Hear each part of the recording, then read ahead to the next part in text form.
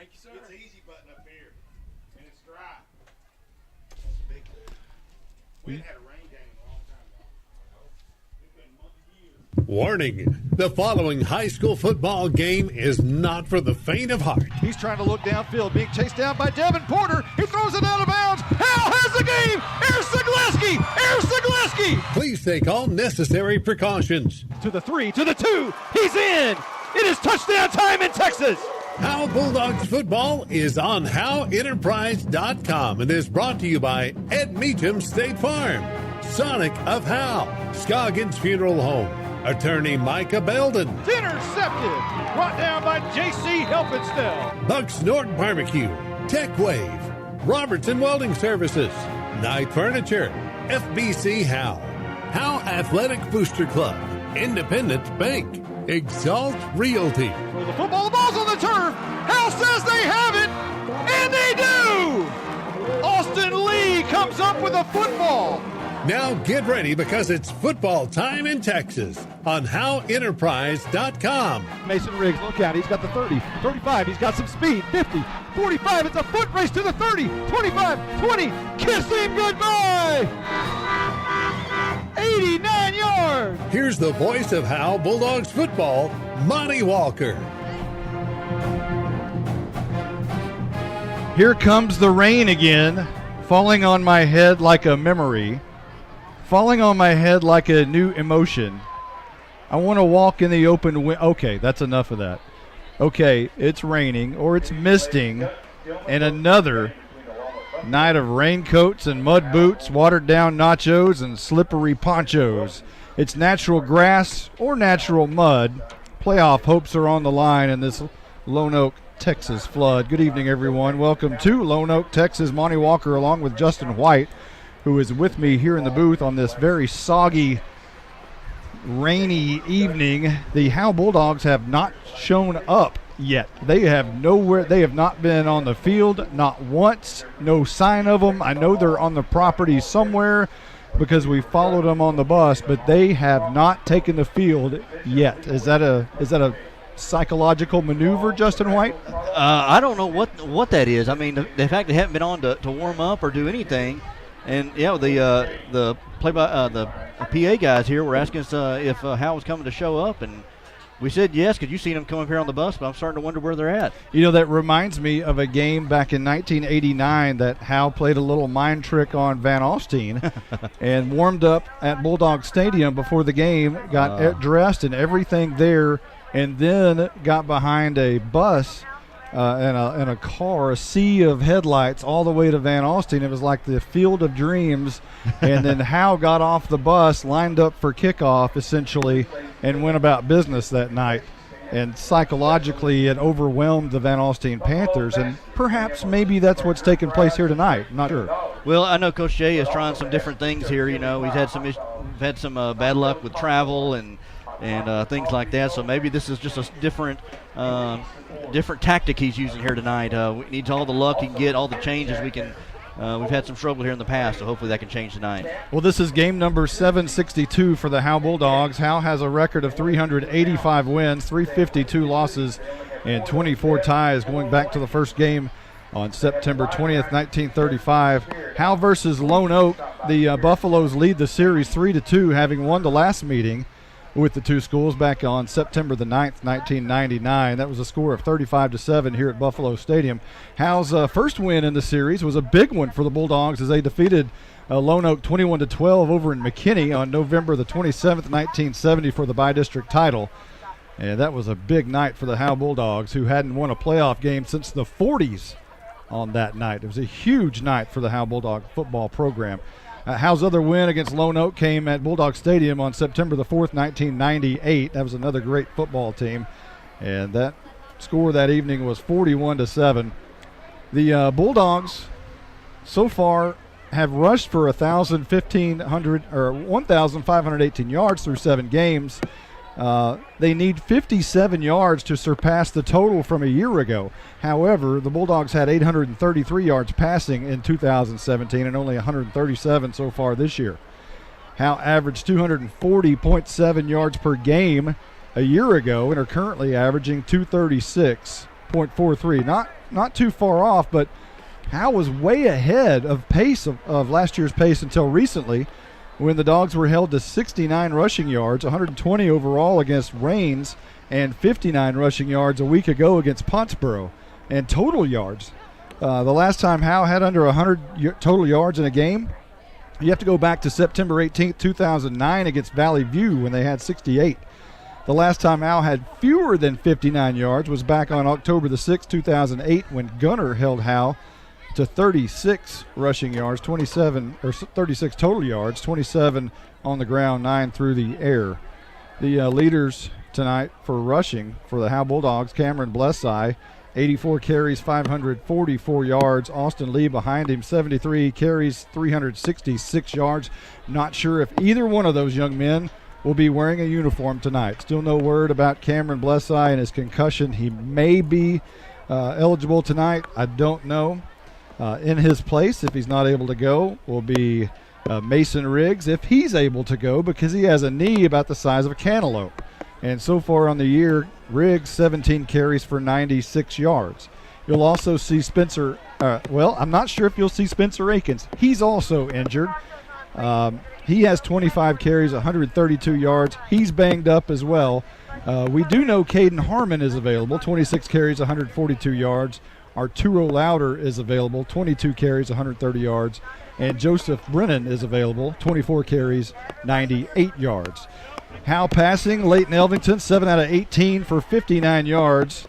And his counterpart, Bryce Krantz, 1 out of 6 for 32 and a touchdown. Mason Riggs had a pass for 32 yards and a touchdown. Elijah Campbell caught both of those touchdown passes, and his only 2 catches for the year for 78 yards combined. Devin Porter, 2 catches, 20 yards on the year. He might be playing left tackle today. We'll have to check and see if he'll change the jersey number. Blessai, a catch. Spencer Akins, a catch. Mason Riggs, a catch. Joseph Brennan, a catch. Caden Harmon, a catch. And if you're wondering about the Howe Bulldogs on this day in Bulldog history, they're not 5-4. If you noticed on the screen over there, they're not 5-4. I'll have to go back and check. But on 1945, the Bulldogs beat Bells 39-0. In 1962, they lost to Celeste 8-6. In 1973, lost to Van Alstyne 19-0. In 1979, beat Honey Grove 22-0. In 1984, the 500-yard rushing game, Randy Gear, not himself 500 yards, but combined rushing 84 against Tom Bean, 68-0, and a whitewashing of the Tomcats that night. Another whitewashing in 1990 was Howe beat Whitewright 75-0. I was a part of that game. It was at home, and if I'd have made a couple of extra points, it might have been 80.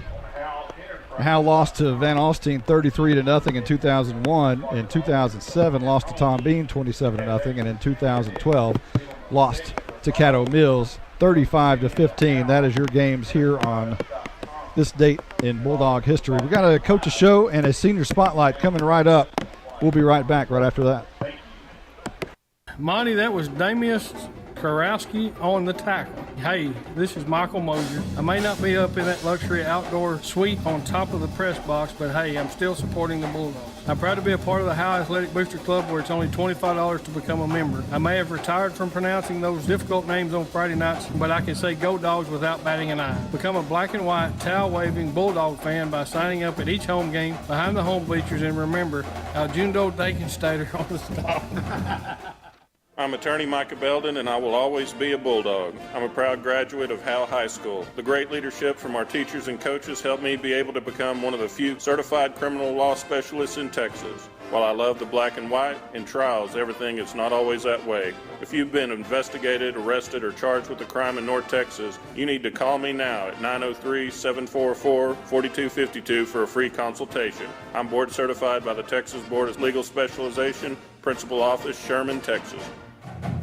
Welcome to the Howe Bulldogs Coaches Show with Bill Jailing. The Coaches Show is brought to you by FBC Howe. Now let's join Monty Walker with Bulldogs head coach Bill Jailing. Coach, another week. Let's talk about last week a little bit. Bulldog Stadium. She may be 83 years old, but she held up pretty well. Looking over our shoulders, she still looks well, but they played to your advantage, I think. What do you think about games like that? It's kind of old school, but I think those are kind of fun. Yeah, it was a fun night last Friday night. I mean, it was a mud fest, and that's why you play this game. Growing up on the East Coast, that's what we played in every Friday night. So I was excited Friday. I thought it was a great atmosphere for a football game. The turf was wet and everything, which played to our advantage. By the fourth quarter, though, I think it was kind of hurting both teams. You could see it, when our running backs even tried sticking their foot in the ground, they were slipping and falling too. So, but that's football, on a grass field. But I think it was meant to be played on a grass field. I don't think football was ever meant not to be played on a grass field. But it did play a good factor. Our stadium held up well. But I think it affected both teams last Friday night. Well, defensively, I think it may have played into your advantage. It's a pretty powerful offense over there at Pottsboro. It took them to the fourth quarter down only 14-0 with shots all over, opportunities all over the field. So talk about your defense and how well they played. I thought our defense played outstanding last Friday night. They were flying to the ball. They were playing assignment football. We went to the 3-3 stack last week, and I think the 3-3 stack is a great defense for our kids.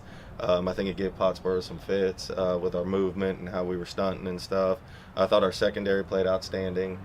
We added some different coverages as well, but overall defensively they did their job. I mean, they gave us opportunities, forcing 3 turnovers, holding Pottsboro to 14 points halfway through the fourth quarter. They did score in the end, but I think attrition just took over. They kind of wore us down with their 2 platooning, and our kids were out there the whole night. But overall defensively, I thought we played an outstanding game. Well, you were down to 20 kids, as you mentioned earlier on, but that kind of affected the offense possibly too. You're just running out of kids offensively. Yeah, offensively we ran out of kids. Mason Riggs pulled a groin in the first quarter, which hurt us. That was one running back gone. Then Arturo Lauder went out in the second quarter with an ankle injury, and then Spencer Akins, had a pulled groin in the third quarter. I don't think he played it down in the second half. So we were kind of running back by committee in the fourth quarter just because we were just down so many kids. I think we suited up 24, but by the end of the night, I think only 19 were functional by the end of the game. But I tip my hat to those kids. They played hard last Friday night, and that's all I can ask of them. Like I told them when I got here, I said, guys, I never care what a scoreboard reads, just as long as we're playing 4 quarters of football and going 100 miles an hour. And they did that last Friday night, so I was very proud of them for that. We'll take a quick timeout, and when we come back, we'll talk about Lone Oak. The First Baptist Church here in Howe, Texas would like to invite you and your family to a celebration of our Lord and Savior Jesus Christ. Each Sunday morning at 10:30, we meet for worship at 100 East Davis Street in Howe. Prior to that, we have relevant Bible fellowships for all ages beginning at 9:15. Join us each week to declare the hope that is found only in Christ. Be ready to experience the life-changing power of the gospel. There is only one message for every generation, and that message is Jesus. All right, Coach. It's been a little interesting week. The rain has not stopped since Friday night. So what does that do for a practice schedule? We have to adjust everything with the weather this week and even a little bit last week. Yesterday was the first day we got to go outside for the first time, and it still wasn't fun out there. I mean, it was raining, it was wet, it was muddy, but it definitely affects us because when you're playing spread teams week in and week out, and we're practicing in the gym, it's hard to simulate the 50-yard field. It's hard to simulate the separation of the receivers. It's hard to run routes against our secondary. And offensively, we're very limited on what we can do inside the gym. You can't bang like you really want to on Monday and Tuesday. So it does play a factor, but, we just got to overcome and adapt to it as well. So we're not the only school that's dealing with that issue. And now the bugaboo question, the traveling. You got another long road trip coming up. What different things are you going to do? This week we're changing the way we travel because the last 2 times we've traveled over an hour and a half, our kids have come out kind of flat in the first quarter. So we're going to leave school a little bit earlier. We're going to head out to Lone Oak. We're actually going to eat out in Lone Oak and try to get to the stadium a little later just so the kids aren't sitting around the locker room for a long period of time. And that kind of may play a factor with their focus. But, you got to change it up. When it hasn't worked the first 2 times, we got to change it up. So we're definitely altering the way we travel this week. Taking a look at Lone Oak's offense a little bit, they run 2 wides and 2 slots and a 1 back a lot of times. You've seen that quite a bit in district play. What do you do different defensively? Well, like I said, we're moving to the 3-3 stack just because I think it allows our kids to move better, and we're allowed to get our D-line moving to different gaps and our linebackers stunting more. with their offense, basically we're not changing much defensively. We're playing assignment football a little differently just to throw a mix up. But overall, Friday night it's going to be, our same attack. We got to play discipline. We got to tackle. I thought our kids tackled better last Friday night, and we keep emphasizing that. Now we haven't been able to practice tackling that much this week being indoors, but we're still emphasizing it every day. We definitely got to slow them down. Their quarterback's not bad. Their line is pretty good. They like to run that GT and some quarterback leads and stuff like that. So we got to make sure we take those 2 plays off the table. Throwing the ball, teams are going to throw on us. They're going to challenge our secondary. So we just got to make sure we're playing assignment football in the secondary as well. Offensively, you shuffled some kids around last week. Mason Riggs was playing tight end. Who's your tight end this week?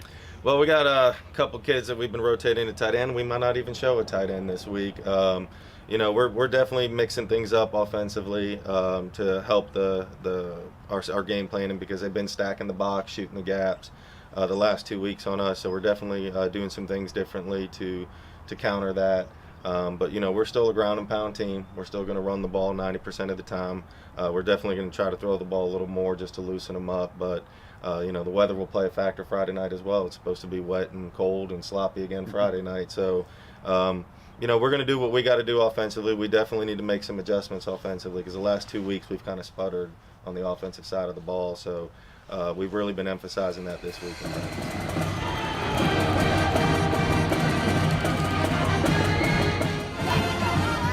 Calling all Bulldog fans to come down to the Sonic and Howe for half-price shakes after 8. Sonic of Howe is where you get great food and big smiles and a little message for our Howe Bulldog football players. Go Bulldogs, fight Bulldogs, win, win, win. It's not just good, it's Sonic good.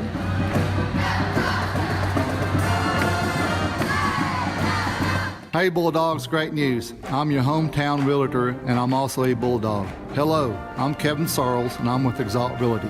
I wanted to tell you about the new 321 program for our new home buyers or those who haven't owned a home in 3 years. A $1,500 grant is tied to the program and a $2,000 gift card at a local major retailer is available. This promotion is for a limited time and qualifications do apply. Call me anytime, 903-821-4163. Welcome to the Howe Bulldogs Senior Spotlight, brought to you by Ed Meacham State Farm. Now let's join Monty Walker with this week's senior. All right, this week we're featuring seniors Logan Elvington and Devin Porter. Logan, we'll start with you. You've had a couple of brothers on the team, and had a brother play a couple of years ago. Got a brother playing this year. What's it like, and also having your dad there on the field with you? It's really competitive. I always try to go up and hit Leighton, or make fun of him if he does something wrong. But it's all in good nature, trying to make him better. So if he comes off the field and something bad happens, you start ripping him right there? Yeah, a little bit, but he knows it's for the good. So talk about your dad. He's been your coach, since 7th grade, probably maybe even before then. How cool is it to have your dad on the sidelines with you? It has its ups and downs because he knows everything that goes on the practice field, but at the same time, he's a better coach, to me at least. What are some things you're involved with outside of football? I'm involved in the FFA. And are you showing anything this year?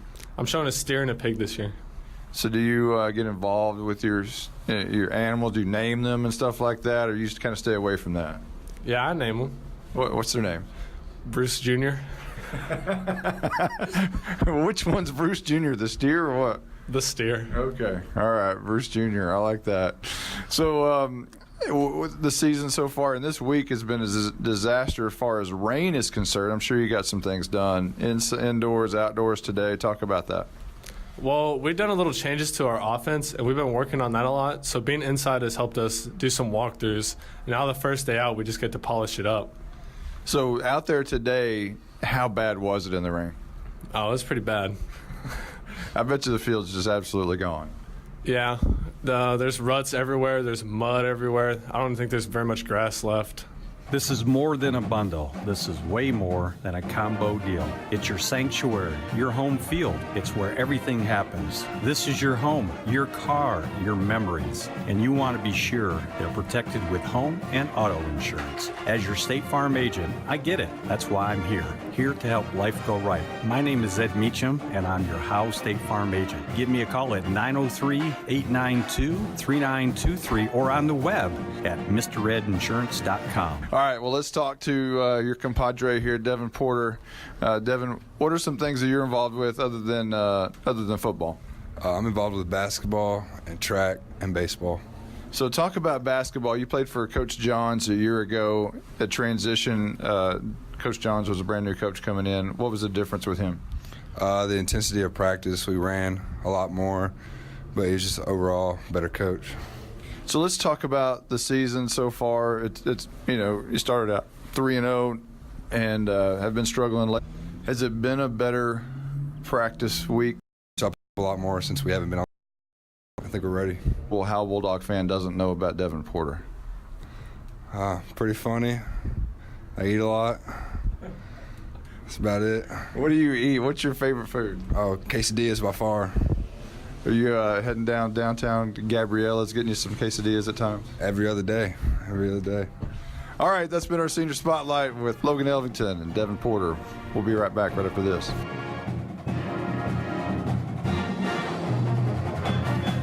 To compete at the highest level, you need reliable teammates to share the load, strong leadership, and unquestionable character. It's true in athletics, and it's true with financial services. At Independent Bank, we understand success on the field is a result of unseen hours of hard work and preparation long before the first whistle. Visit any of our branches, and you'll find local bankers invested in the community, committed to building strong business partnerships and helping families reach their financial goals. Independent Bank is proud to be a part of Howe Student Athletics. Member FDIC, Equal Housing Lender. You're invited to the one and only Buck Snort Barbecue in downtown Van Alstyne, Texas. Your friends and neighbors say it's the best barbecue in North Texas. Now it's your turn to decide. Come taste the difference at Buck Snort Barbecue. For complete information, including menu, location, and hours, click on bucksnortbarbecue.com. That's bucksnortbbq.com. Buck Snort Barbecue in downtown Van Alstyne is a proud supporter of the Howe Bulldogs. Welcome back to Lone Oak. Buffalo fans, Lone Oak Buffaloes. You can hear the Lone Oak Buffaloes, and if you were here, you would see them all flopping in the mud as they run out of the tunnel. They just take a head-first dive. A head-first dive and then come down about 20 more yards and take a knee for a prayer. Wow. So let's not waste time getting our jerseys muddy. Let's go ahead and do it. They want to show everybody they played tonight. I guess so. The Howe Bulldogs, meanwhile, have made it here. They've made it on the field. In case you were wondering from a moment ago when we were talking about they haven't shown up yet at the beginning of the broadcast. They are here. They're lined up on the far side in white uniforms, black pants, and the customary black helmet with black face mask. And we'll be ready for the coin toss momentarily. The sideline, our Night Furniture sideline reporter is not here, so we won't have a coin toss. Caroline Slauson not able to make it tonight, feeling under the weather. I don't blame her being outside in this mess. I think we're just about ready for the national anthem.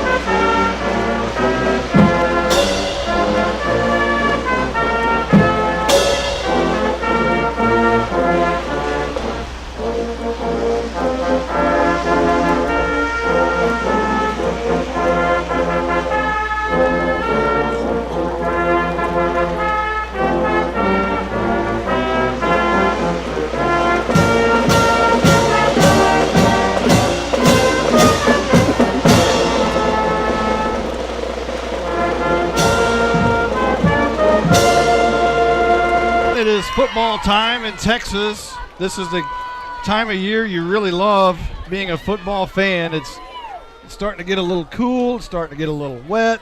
The elements start playing into the factors of the game. It's going to be a fun one tonight as it's 57 degrees here in Lone Oak, Texas. And again, it should be a pretty good one tonight. Let's go over the starting lineup while they're doing the coin toss. If Justin, you might want to take a look at the coin toss, make sure we get all that squared away. All right. Starting lineup for the Lone Oak Buffaloes on offense. Up front, Tyler Cully, Seth Gamage, Tyler Williams, Nathan Slimmons. He's really good. The right guard, Nathan Slimmons, is maybe one of their best players. John Elridge, the right tackle. The receivers are Taz Thornton, James Whitehead. The slots, Jacob Ramirez and Jack Kaiser. The running back you'll hear all night long is Tavin Ram, and the quarterback in shotgun formation all night, Quade Williams. He runs and he passes, and if he's accurate, it's hard to beat Lone Oak. On defense for the Buffaloes, up front, Tyler Cully, Nathan Slimmons. Again, that's the young man that's stood out to me on film. C.J. Hubbard and James Whitehead up front. The corners tonight, Jacob Ramirez and Jacob Merritt. The linebackers, Jack Kaiser, Cole Morris, Cole Daniel, and Ethan Smith. And the strong safety tonight, Tavin Ram. The Howe Bulldogs will send up front Devin Porter, Jackson Adkins, Parker Blunt, J.C. Helkenstell, and we'll have another right guard. The wideouts tonight, Stephen Waldrop and Elijah Campbell. Slots are Arturo Louder and Caleb Harmon. Let me see if I can pull out my flashlight here for the starting lineup.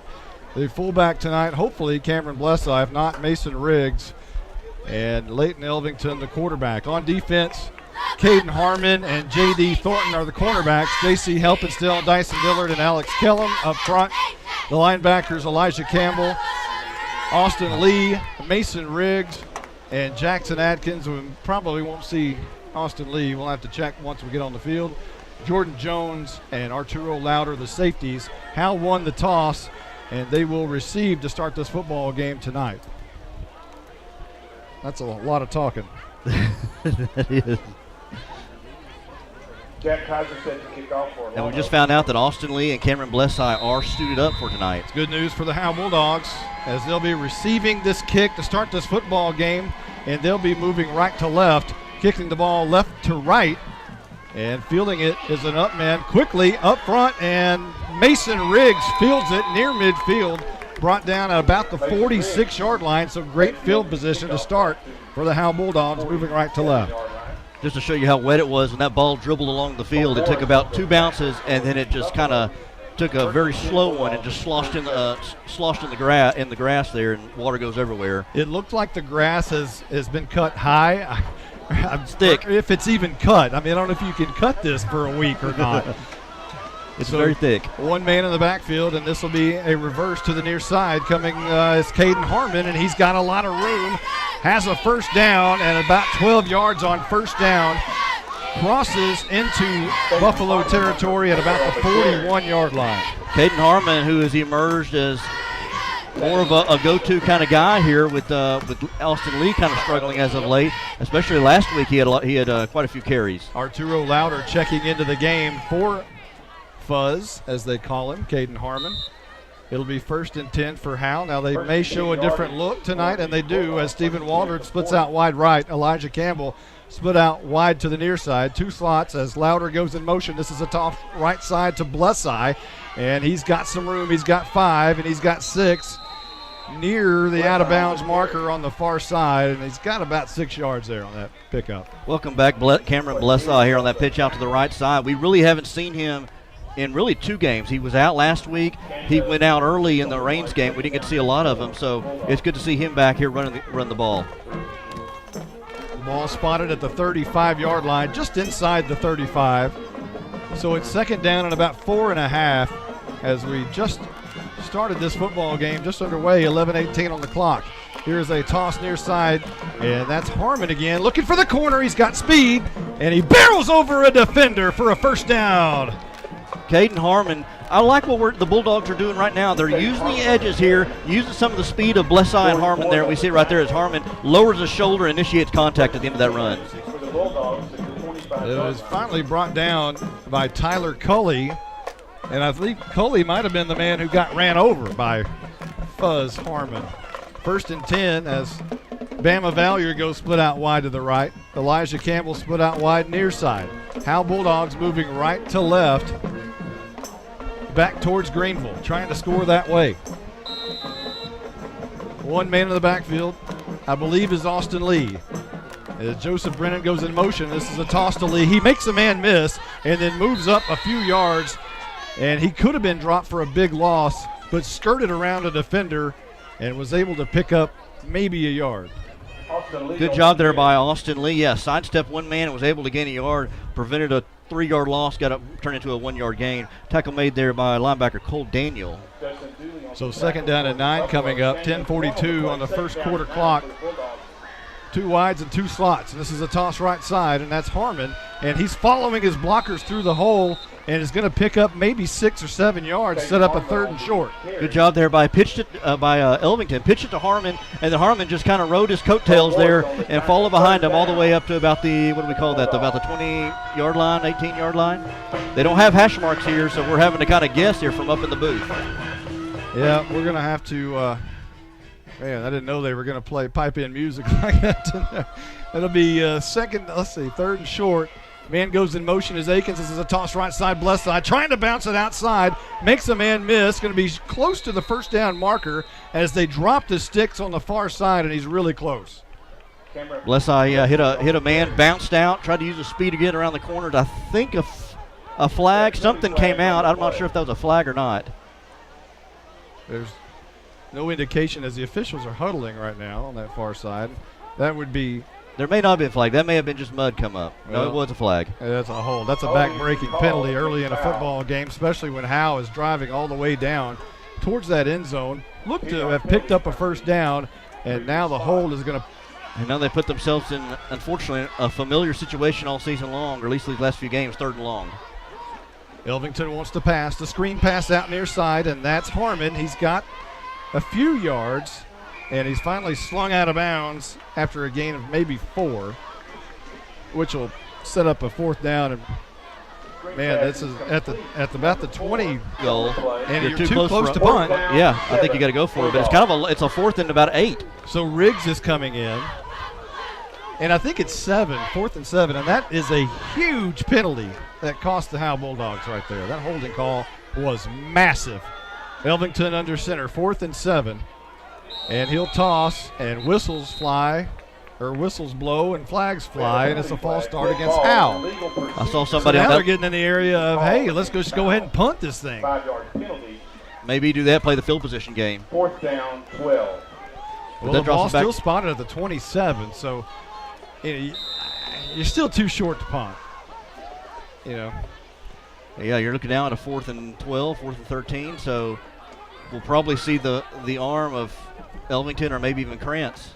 Well, the Bulldogs were just marching, doing at will what they wanted to do, and then the flags have hurt them on this drive. 4th and 12. Elvington wants to throw, rolling out right, and he throws it, and it's incomplete.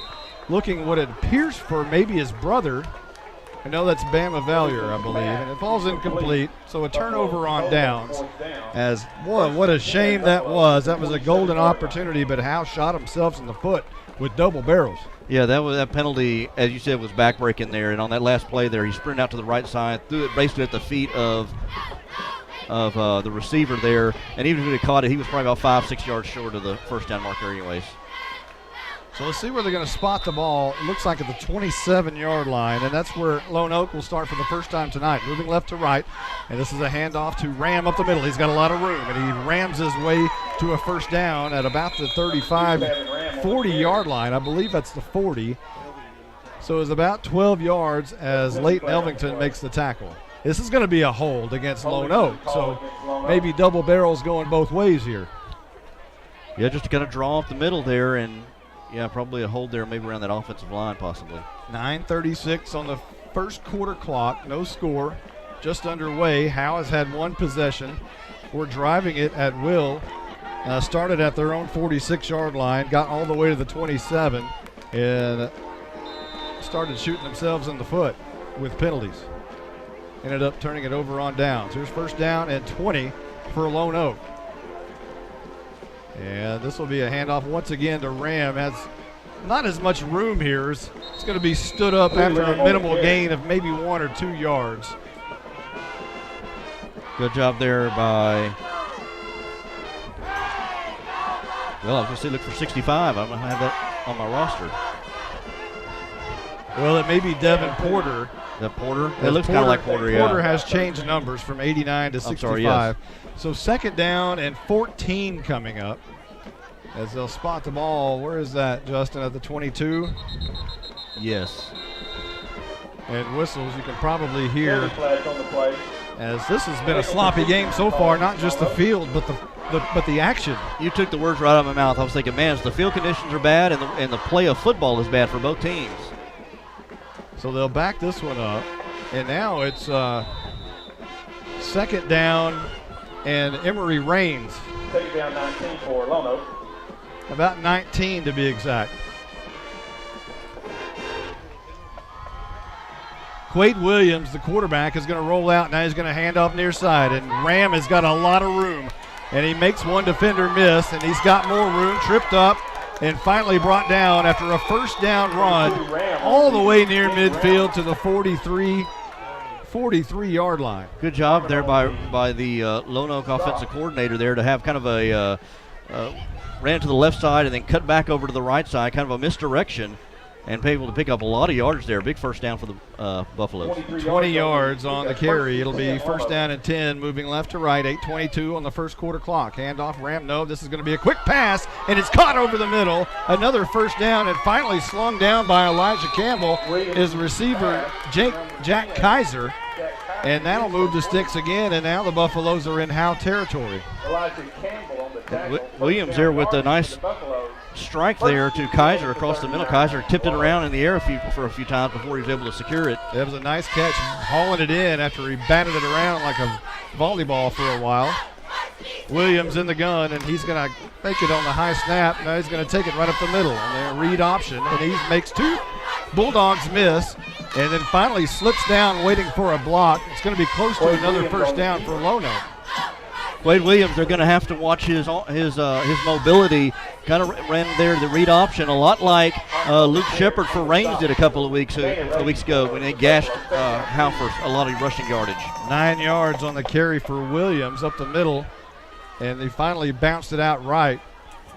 And they'll set up a second down and short. Second down and 2, so give him 8. Williams in the gun, 3 receivers left side, looking that way. Now backside is hit hard, is Ram as he makes the catch and is punched down in a hurry by Elijah Campbell. Elijah Campbell saw that all the way, almost like a delayed screen maybe, I'm not sure there, but got that, and Campbell lowered his shoulder and hit him right at chest level. Good tackle there by Campbell. No gain on the play. He'll put it right back at the 30-yard line. So third down and 2 coming up, and you would imagine this would be territory for Tavin Ram, as he has been pretty unstoppable so far on this first drive tonight. 3rd and 2, shotgun. Williams is going to run it himself, left side. He's going to have enough for the first down, I believe, but he never turned it up. He had ample amount of room around the left edge, but kept running laterally down the sideline and never turned it up. It was like he was trying to get around the corner and never, went upfield, and I don't think he got it. I think he's short of the first down. He is short of the first down at the 29-yard line. 4th down and 1, and Howe's trying to turn him away on the quarterback sneak. I'm not sure. It's going to be very close, as the Bulldogs D may have turned him away. I don't know how they don't pull the chains here. Well, and the officials coming from the sideline there, and it looks like they're giving him a real good spot. Yeah, they got an excellent spot, but they try to quick snap it there and catch the Bulldogs napping. Well, they didn't. And I thought Bulldogs kept them short, but they may have to pull the chains out for this. They are going to pull the chains from the far side. The ball's at about the left hash, if there were any hash marks. And they're going to pull it, and it's going to be Howe's ball. They've turned him away. 6:23 on the clock, and the Bulldog defense stands. All right, so use that as confidence now. You moved the ball on the last drive, so you know you can do it. Now you just got to play cleaner football, mistake-free football, not have as many penalties here. But good job there by that defense. Defense continues to stand, coming from last week here when they were able to slow down Pottsboro.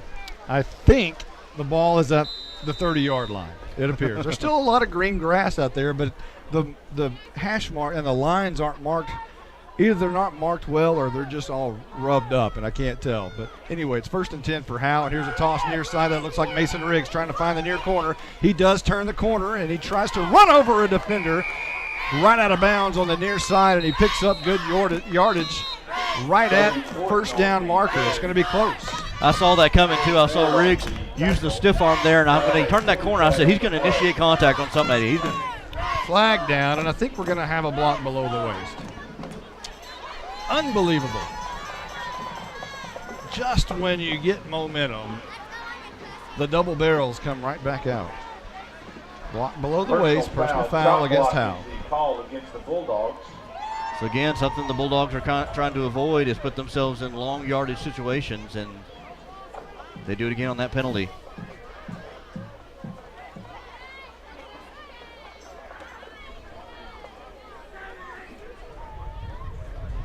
.6:14 on the clock.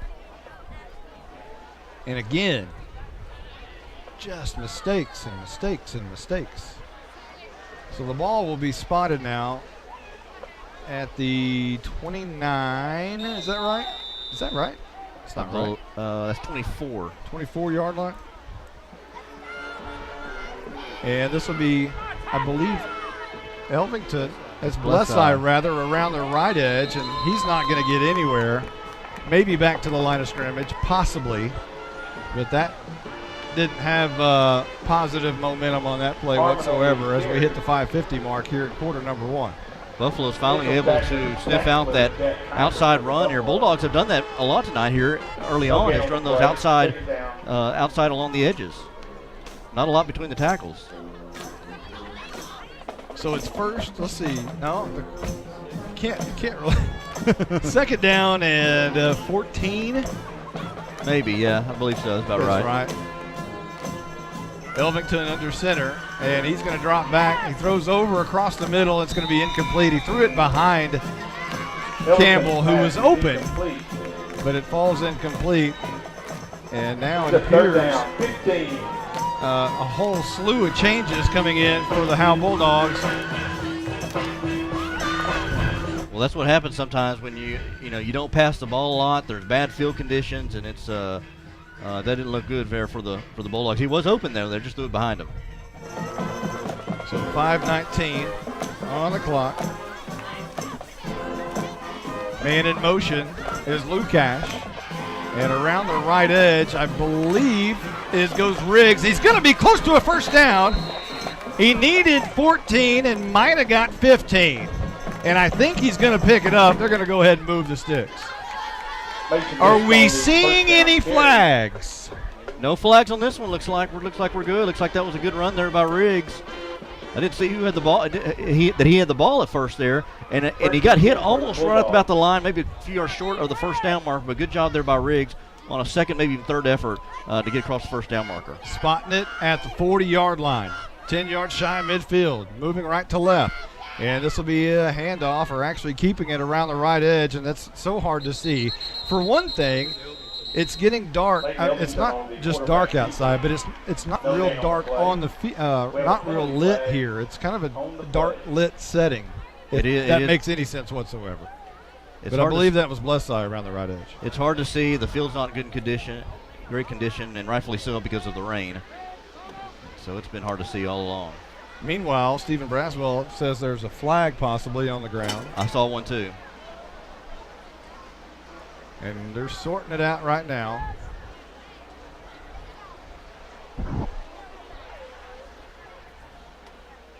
And it's against Howe. 2 steps forward, 1 step back. Or 1 step forward, 2 steps back, really. That's a big one. Holy moly. Yeah, drop back 15 yards. We have a personnel foul penalty against the Howe Bulldogs. 15-yard penalty. 4:53 on first quarter clock. Personal foul, didn't see what it was, though. No score. And Howe now has to get to Greenville for a first down.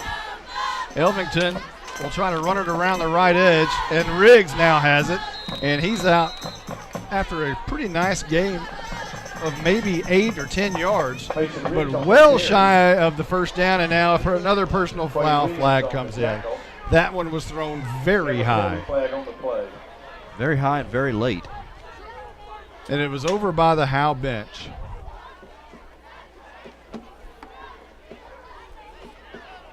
I can't keep up now. I guess this crew's trying to play it tight. They don't want to get tempers to flare and things to get out of hand here, so they're calling it close. It was a good run by Riggs, maybe 10 yards or so, but when he got out of bounds, personal foul. There was a flag flew over there, and now another personal foul against Howe, and they'll back this one up again. So the Bulldogs got all the way up, I thought for a moment, to about the 40-yard line, and they did. They got to the 40, and now they're going to be pushed way back to about the 15. I think that's about the 20. Is it 20? It's hard to see. Okay. Let's say it's the 20-yard line. Third and 30. At their own 20. This is a handoff up the middle, and maybe a few yards there. Not much, maybe a couple. And again, it's going to be really hard to tell who has the football at this point. That was Caden Harmon, looked like, with the handoff just right the middle. And that was pretty much, you knew you weren't going to get the 30 yards, so let's just see if we can get a little breathing room for a punter. And Elijah Campbell has been doing the punting for Howe. We'll see if he goes back out there on 4th and maybe even Leonard. And again, this seems like almost like the last couple of weeks the Bulldogs have struggled with penalties and personal fouls. And we talked about one thing about getting beat by the team, but beating yourselves. 4th and 35. Campbell's going to punt this one away. It's a low wobbly kick, going to bounce at the 45. Take a good Howe bounce and stick in the mud right at the 50. I mean, it's stuck right at the 50-yard line, and that's where Lone Oak will take possession on their next possession right here with 3:40 on the clock in quarter number 1, and now another Howe flag. punt goes out of bounds at the 50-yard line. False start against Howe. Illegal procedure. Well, the first drive of the game looked good until that holding penalty, and now Howe's just kind of falling apart here. Yeah, about the first 8 plays were magnificent for the Bulldogs. Since then, backwards because of penalties. There'll be a legal procedure against Howe. They'll spot it on they'll mark it off on the, or did they decline it? No, they'll mark it off right here on the 45-yard line, and that's where the Buffaloes will take possession at the Howe 45-yard line. 1st and 10, moving left to right. It'll be Quade Williams in shotgun formation with Tavin Ram standing just to his right. 3 receivers near side. And this is going to be Williams running around the right edge. He's got plenty of room, plenty enough for a first, about 12 yards, close to about the 28-yard line. I think that was a design run, high snap. And it threw off the timing just a little bit. Ram kind of ran up in front of him there. I don't know if he was trying to maybe try to hold it or give it to Ram, and he ended up keeping it going around the right side. Give him the 33-yard line, rather, instead of the 28. Again, it's kind of hard to see the numbers down there. No flags on the play. 3 receivers near side, 1 up top, and Williams in the gun. This time he is going to hand it to Ram, and he's got a lot of room on the right side, and he bangs over a Bulldog close to a first down. Ram on the carry. Yeah. It'll be Jordan Jones who got a ticket for that bus and got ridden for a first down somewhere around the 21-yard line, we'll say. And Ram on the run there looks like he's gone to the sidelines after that hit. So Williams will be in the gun. We'll have to check. I think it's Ethan Smith in as the back, and Smith does get the carry, and he's met immediately in the backfield. That's going to be a loss of about 3 or 4 yards as that Bulldogs defense stuck Smith as soon as he got the handoff. Austin Lee on the tackle, a loss of about 5. Good job there by Lee. He comes knifing through that defensive line, and Smith, as soon as he got it, was met by Austin Lee. Meet Austin Lee there back for a 2-3-yard loss. So it'll be 2nd down and 13 for Lone Oak as Williams is going to fake the hand. The ball's on the turf, and Lone Oak was able to jump back on it as there was a misexchange on the read option. Williams was going to hand it And thankfully for Lone Oak, it was the quarterback, Quade Williams, who got back on it. And now it'll be 3rd down and 13. Apparently, no loss or gain there. So great thing there for the Bulldogs here to have the Buffaloes now in 3rd and long situations. Empty back set. Williams throws out right. It's got it caught and dropped. Trying to hit Jack Kaiser. It falls incomplete, and it's 4th down and 13 now. Kaiser tried to run with it before he caught it. And I'll tell you what, maybe some overthinking right there. They've been able to run 8 and 9 yards almost every time they touch the ball around the right edge. Tried the pass, came up incomplete, but however, in the same type of position here, the Buffaloes are going to go for it at the Howe 24-yard line. 4th and 13, and now a timeout's been called. We're going to take one, too. We'll be right back right after this. Exceeding your expectations is what we strive for here at Scoggins Funeral Home in Van Alstyne. Details are addressed. Nothing can cause you more disappointment than poor quality. Make it special. Make it Scoggins Funeral Home. We put our name on it. Tommy and Bobby K. Scoggins are here with you in your time of need. Visit scogginsfuneralhome.com. If you're looking for a welding company that will always meet your expectations, we are just the team you need. Robertson Welding Service can do industrial, commercial, or domestic. Robertson Welding Service guarantees the quality and satisfaction of your project at a fair price. We provide precision, custom, and repair service in all steels. We even weld aluminum and stainless. You can be comfortable that Robertson Welding Service is the right company for your project. 13, Lone Oak going for it. Williams drops back, throws it out, incomplete. Howe's going to take over on downs if there's no flags, and I don't see any.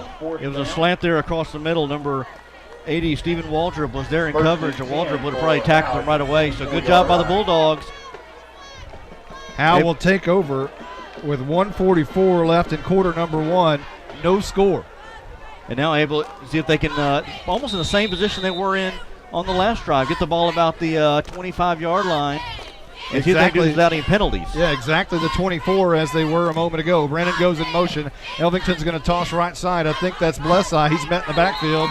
That's Riggs, rather, and he's going to lose a yard as he was met immediately as soon as he got the toss. It was a toss sweep to the right side.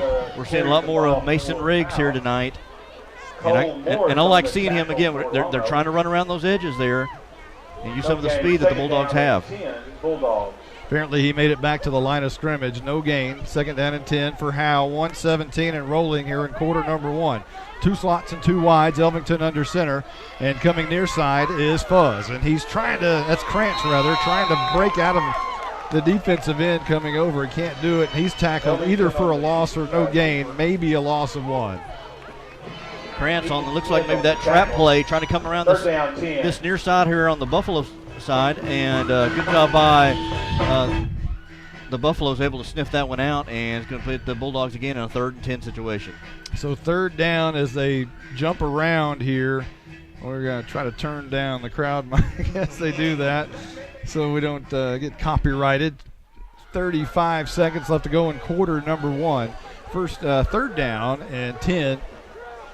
Shotgun formation. Elvington, rarely see that, throws it out right down the field, and this is going to be one hop for Riggs, who I don't think he even saw the pass. It falls incomplete, and it's 4th down and punt time for the Bulldogs. But hang on, there is a hanky on the far side. Let's check that. Yeah, Elvington threw that off balance, and Mason Riggs had him turned around for it. It was lucky it was not intercepted. It was thrown right at the feet of the safety, Tavin Ram. But he was unable to come up with it. Penalty is declined, brings up 4th down. So it was a penalty against Howe, but the Buffaloes have declined it, which sets up a punt situation once again for Howe. Again, that was that first drive. They were able to move the ball down the field, but they have not been able to get going here on these last 3 or 4 drives. That drive took 21 seconds. Here's Elijah's punt. It's a low, wobbly kick, going to bounce. It's a great punt, and it would have bounced a long way if it weren't for the mud, but it sticks on the Lone Oak side at about the 38-yard line. So that's where the Lone Oak Buffaloes will start with 14 seconds on the clock here in quarter number 1. I think so far this Bulldog defense has done a pretty good job there of kind of containing this Lone Oak offense. And the Bulldog offense has done a pretty nice job other than the penalties. Yeah, they've been able to move the ball some, but they get flagged every time. So 1st and 10, this is going to be Williams going to keep it around the left edge, and he is going to be brought down after a gain of about 3. And that'll bring up 2nd down and 7 coming up. Williams on a quarterback keeper trying to get around that left side. That's the end of the first quarter, and all knotted up at 0 right here tonight in a wet, soggy Lone Oak. We'll be right back right after this. Monty, that was Damius Karowski on the tackle. Hey, this is Michael Mosier. I may not be up in that luxury outdoor suite on top of the press box, but hey, I'm still supporting the Bulldogs. I'm proud to be a part of the Howe Athletic Booster Club, where it's only $25 to become a member. I may have retired from pronouncing those difficult names on Friday nights, but I can say go Dogs without batting an eye. Become a black and white, towel-waving Bulldog fan by signing up at each home game behind the home bleachers, and remember, Aljundo Dakenstater on the stop. I'm attorney Micah Belden, and I will always be a Bulldog. I'm a proud graduate of Howe High School. The great leadership from our teachers and coaches helped me be able to become one of the few certified criminal law specialists in Texas. While I love the black and white, in trials, everything is not always that way. If you've been investigated, arrested, or charged with a crime in North Texas, you need to call me now at 903-744-4252 for a free consultation. I'm board certified by the Texas Board of Legal Specialization, Principal Office, Sherman, Texas. 2nd down and 5. 4.5, 5 coming up, or 6 rather, for Lone Oak as we switch sides of the field, and Ram's going to get the carry right up the middle. Squeezes out of a couple of tackles on his way for about 3 or 4 yards, just shy of midfield to the 47-yard line. Draw up the middle to Ram. Showed a little bit of patience there. Stopped. Saw one hole. Went to a sidestep to another direction. Able to get about 2 or 3 yards. 3rd down and 2 coming up for Lone Oak. Again, moving right to left now. They flip sides. Lone Oak in all red. Red bottoms, red tops, white helmets. Kind of a Pottsboro look to them. And this is going to be a quarterback keeper around the left edge. 1st down and more for Quade Williams, who's finally brought down, I think, and now finally brought down by Elijah Campbell, but not after a pretty big run deep inside Howe territory, somewhere around the 39-yard line, the 38-yard line. Again, another athletic quarterback that the Bulldogs are facing. They're going to have to keep an eye on Quade Williams. I almost think that at this point you maybe need to have a spy or make him throw the ball. Well, and he throws it well on occasion. He goes in shotgun here, and he's going to hand it this time to Ram, who carries Devin Porter for about 5 yards. Yeah, Devin Porter made initial contact right about the line of scrimmage, but he got carried about 4 yards there. So they'll spot the ball at about the 35-yard line, right on the 35. I think that's the 35. It is. From the 35-yard line. And we're with 10:51 on the clock here in quarter number 2. Defense needs to make a stand if you're a Bulldog fan. And there's a low snap, and Quade Williams has to just fall on it. That's going to be a loss of about 5 since he was in shotgun formation. They'll back that one up, and it'll now be a 3rd down rather, and pretty long. 3rd down and maybe around 11. I'm not sure if that ball was, if it was just because it was slick or he just kind of mishandled it. I'm trying to see, is it still raining out there, Steven? It's still raining out there right now. It's just a drizzle coming down. So 3rd down and 11. Shotgun. And Williams wants to throw. It's batted at the line of scrimmage. Almost a great catch by Jack Kaiser. One-handed with his left hand as he went across the middle. Stuck his paw up there, and I thought he was going to stick it, but the ball was tipped at the line of scrimmage. Yeah, nice arm there. Nice little throw there. Nice laser right there by Williams to Kaiser. That was a Brett Favre-like throw. As he faked the hand to Ram and read it a little bit. He did a nice fake of even running with him for a second and then pulled it and shotgunned it right across the middle. And it's punt time now. 4th and 11. High snap, but dug out. And a nice kick. It's going to bounce and die inside the 5-yard line. Or is that inside the 10? Inside the 10. And normally, if that on a dry field, that hits the 10, it probably rolls into the end zone. Not tonight. Tonight it hits the 10 and stops at the 9. So there's 10:02 on the clock here in quarter number 2. Howe's going to take possession once again. Let's see, they're going to spot it. Where are they going to spot it? Can you see that? Is that the 8? 9? Stephen Braswell says the 9. We'll go with that. He's got the binoculars. Coming near side is Waldrop. Split out wide at the top is Elijah Campbell. However, those white jerseys are now brown. And this is going to be a handoff straight up the middle on a trap play. And Austin Lee breaks out for a pretty big gainer. Still carrying 2 defenders with him. Near midfield. Won't go down to midfield. Wow. That was one of the greatest individual runs I have ever seen. That was actually Mason Riggs on the carry. Mason Riggs showing some massive strength. He just, and for somebody who struggled with ball security at times, he's able to hold on the ball and just carry defenders. I bet he carried him 20, maybe even 30 yards. There's some discussion with the official, and yes, you're right. There is a, let's see, it's a penalty against Howe. It's a sideline warning, so the run will stand, and what a run it was, baby. Wow. Maybe that's the spark here the Bulldogs need right now. Mason Riggs bounced out of the pocket and bounced out of the middle of the pile somewhere around, I want to say 15, 20-yard line? 25 at least, and now they're going to, what are they going to, is that a sideline infraction? Now they're moving the ball back to the 30. So a 15-yard penalty will now give Howe. Unbelievable. What the greatest part of Mason Riggs' run there is wiped out by the penalty. So it's first down and 10, and here's a handoff, left side, spinning out of a tackle, can't do it. And that's Elvington who actually kept it around the left edge, and now a late flag comes in on this one. Wow. And now another flag. It's getting chippy. We have a penalty flag on the play. I got 2 of them. Unbelievable. There's 9:32 on the clock here in quarter number 2. Howe has it first and 10 for the moment. Elvington was spun around the left edge. And a lot of these flags have been called on Howe. A lot of them. And let's see what this one is.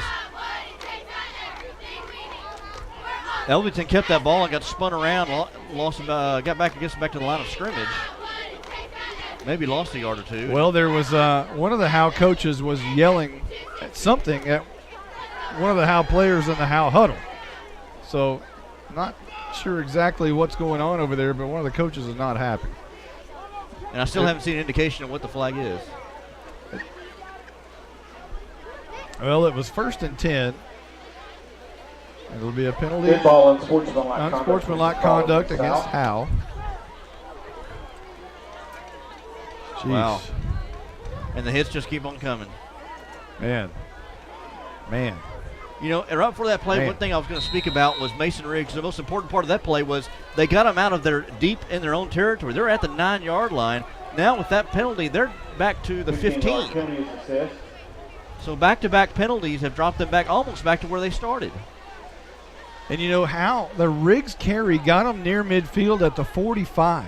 And it was an individual performance. It wasn't a lot of blockers for him. It was initially, but Riggs carried 2 or 3 defenders on his back for about 25 yards. Yeah, that wasn't like the Bush push, from Notre Dame USC where they were pushing Riggs. Riggs is doing that on his own. Timeout's been called by Howe. We'll take one, too. We'll be right back right after this. First Baptist Church here in Howe, Texas would like to invite you and your family to a celebration of our Lord and Savior Jesus Christ. Each Sunday morning at 10:30, we meet for worship at 100 East Davis Street in Howe. Prior to that, we have relevant Bible fellowships for all ages beginning at 9:15. Join us each week, declare the hope that is found only in Christ. Be ready to experience the life-changing power of the gospel.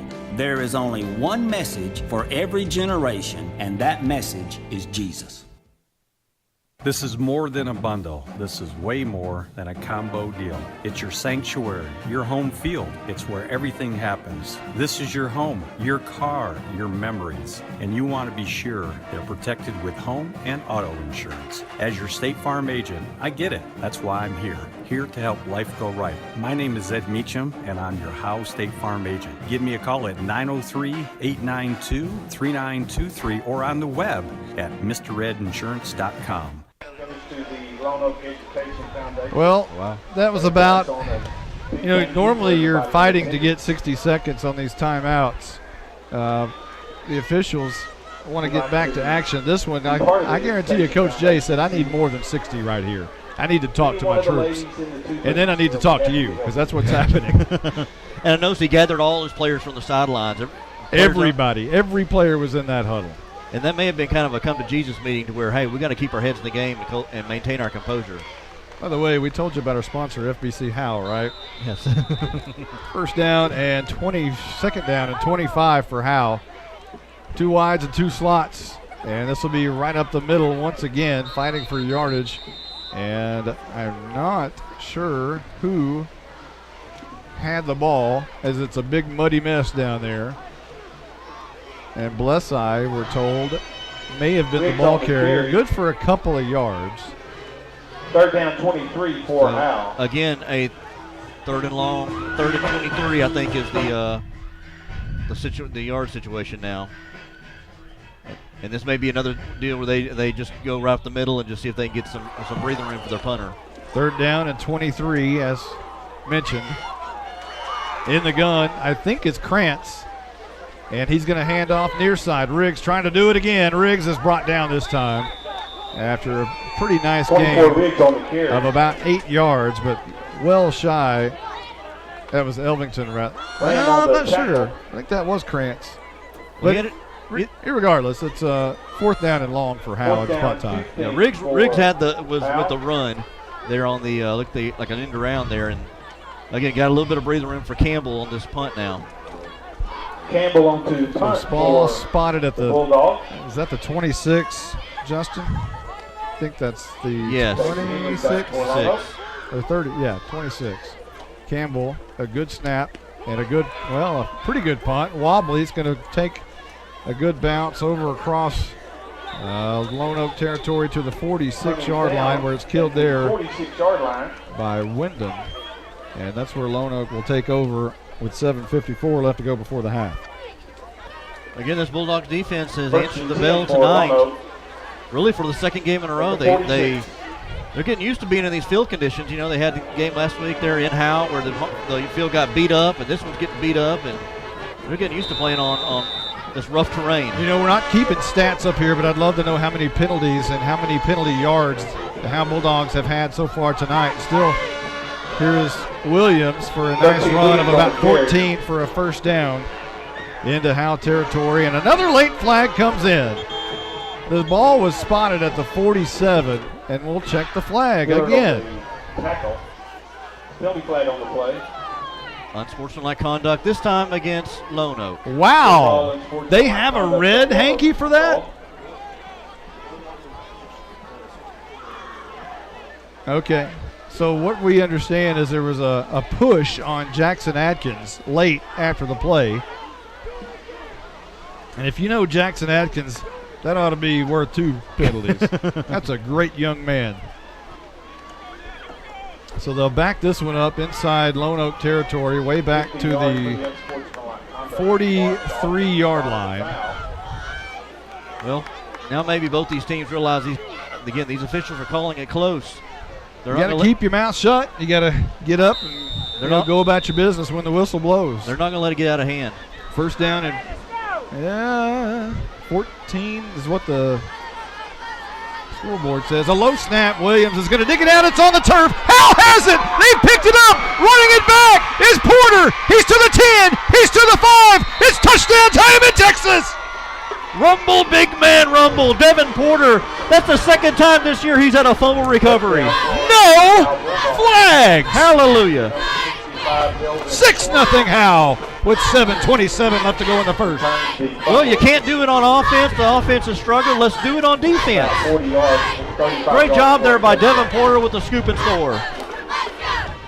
Williams dropped it, tried to pick it up, dropped it again, and then Porter just saw it land there in the middle of the field, picked it up and scurried there, rumbled there for probably 45, 50 yards. Howe going for 2 here, not going to mess with the wet turf and Callie Vick and the snap and all that mess.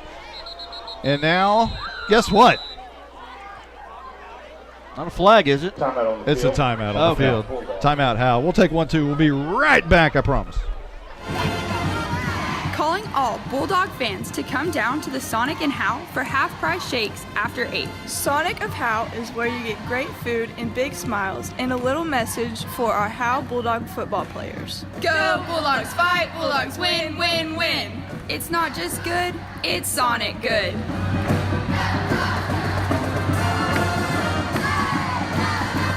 Hey Bulldogs, great news. I'm your hometown realtor and I'm also a Bulldog. Hello, I'm Kevin Sarles and I'm with Exalt Realty. I wanted to tell you about the new 321 program for our new home buyers or those who haven't owned a home in 3 years. A $1,500 grant is tied to the program and a $2,000 gift card at a local major retailer is available. This promotion is for a limited time and qualifications do apply. Call me anytime, 903-821-4163. Howe again staying on with their offense for the PAT. And in shotgun formation, I think, is Elvington. And a handoff to the near side.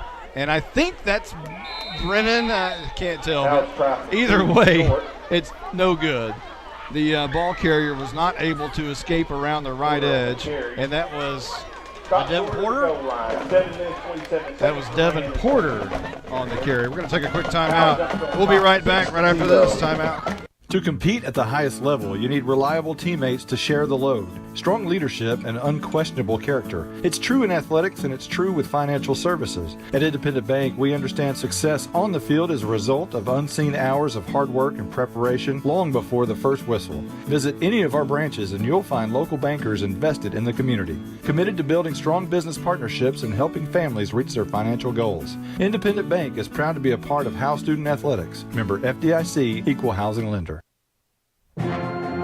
You're invited to the one and only Buck Snort Barbecue in downtown Van Alstyne, Texas. Your friends and neighbors say it's the best barbecue in North Texas. Now it's your turn to decide. Come taste the difference at Buck Snort Barbecue. For complete information, including menu, location, and hours, click on bucksnortbarbecue.com. That's bucksnortbbq.com. Buck Snort Barbecue in downtown Van Alstyne is a proud supporter of the Howe Bulldogs. Just about ready for our Tech Wave kickoff as Callie Vick teeing it up from the 40-yard line. Going to be kicking it to our right from left to right. Her shirt's pretty clean. And the kick is a pretty deep one down the middle of the field. Going to be picked up and then dropped and picked up again. And running from left to right and a lot of room up the middle. And is going to be finally tripped up near midfield.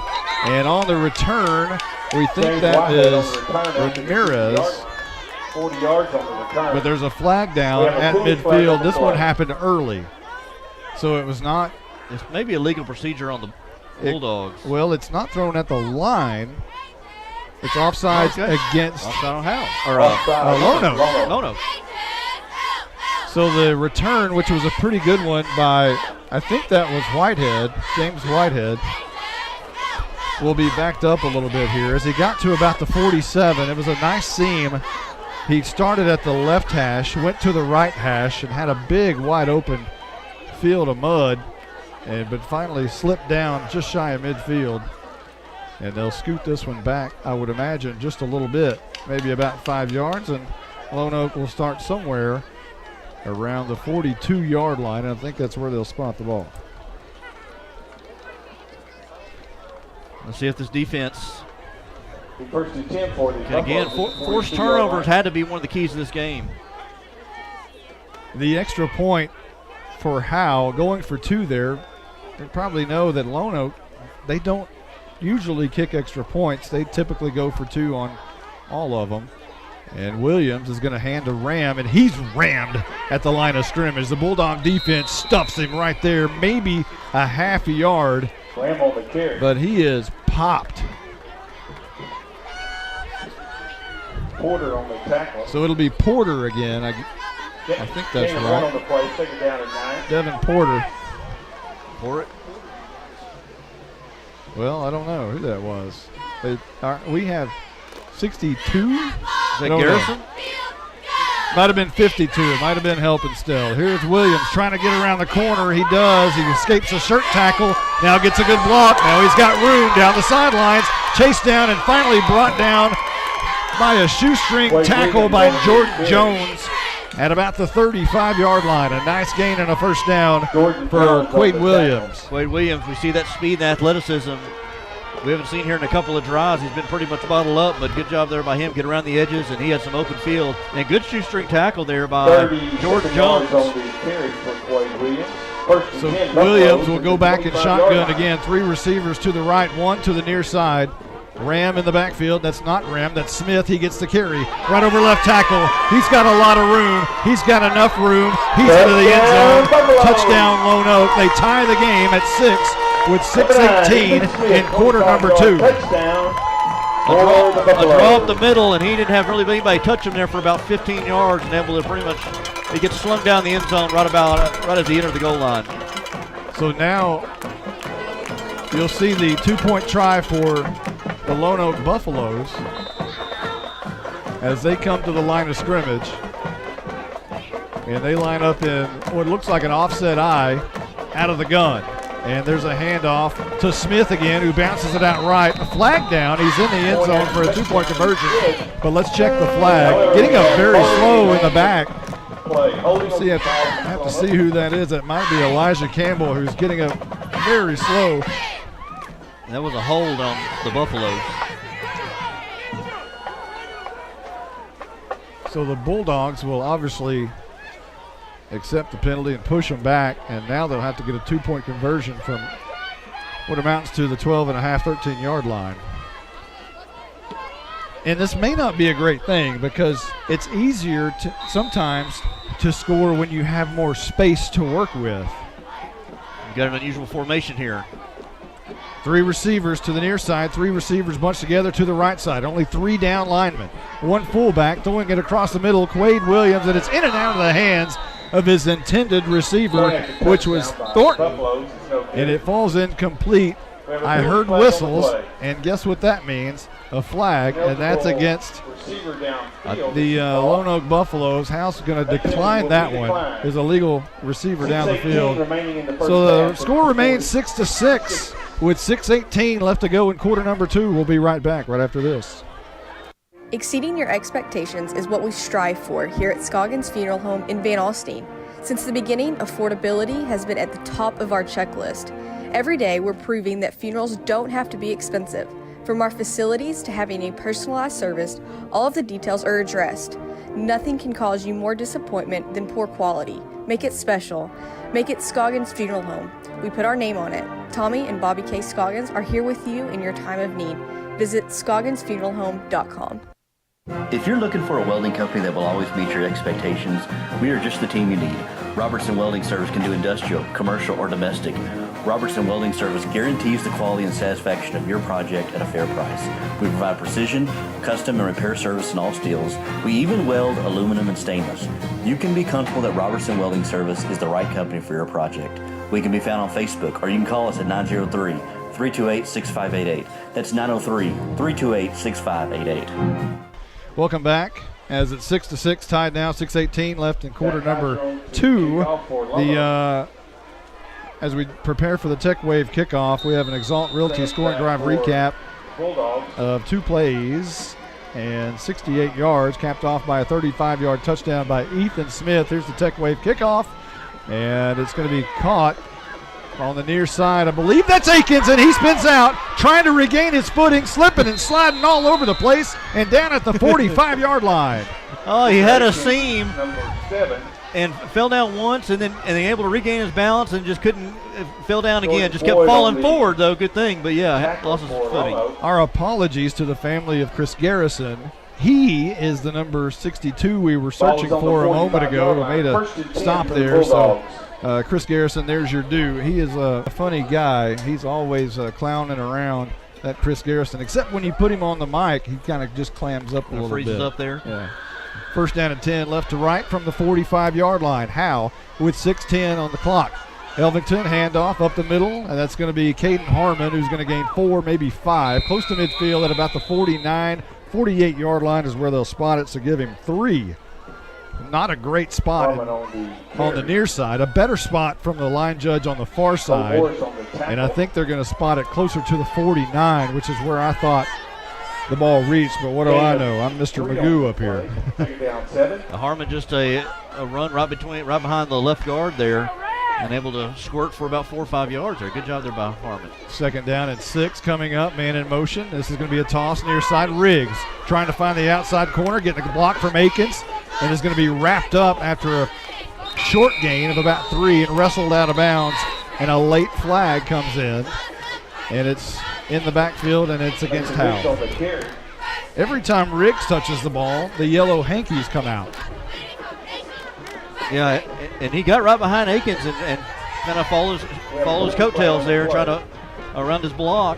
But yeah, the flag comes in, and again, the Bulldogs take 2 steps forward, 1 step back. 1 step forward, 2 steps back. Tonight they've been taking 2 steps forward and 5 steps back and 15 steps back. Or 15 yards back, really, with the unsportsmanlike conduct penalties. So ball now at the 44-yard line. Second down and 11.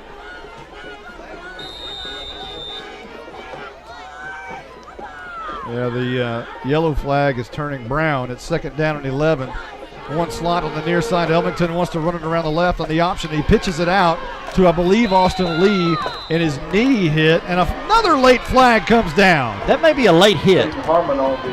That was Harmon who got the toss. He got 1 yard because when he caught the pitch, he slipped and went down. His right knee hit the ground after a yard gain. But let's check the late flag here, and Stephen Braswell thinks this might be a late hit. You know, and test my memory here, I think that's the first time we've seen an option play where they pitched it out this season. New things that they've been working on so far this week. And this is an unsportsmanlike penalty against Lone Oak. So a break, that's a couple of breaks. String a couple of those in a row. Hey, there's 15 steps forward. 1 step forward and 15 steps forward. Right. How about that? And into Bulldog territory now, or into Buffalo territory now. Howe has 5:10 remaining in quarter number 2, and it's going to be set up with a first down and 10 at the Lone Oak. What is that? 39-yard line? Yeah, something like that. 39-yard line. So here's Elvington under center with 2 slots, and he's going to toss left side Riggs, and he's got 2 defenders right at his ankles, and they bring him down after a yard loss.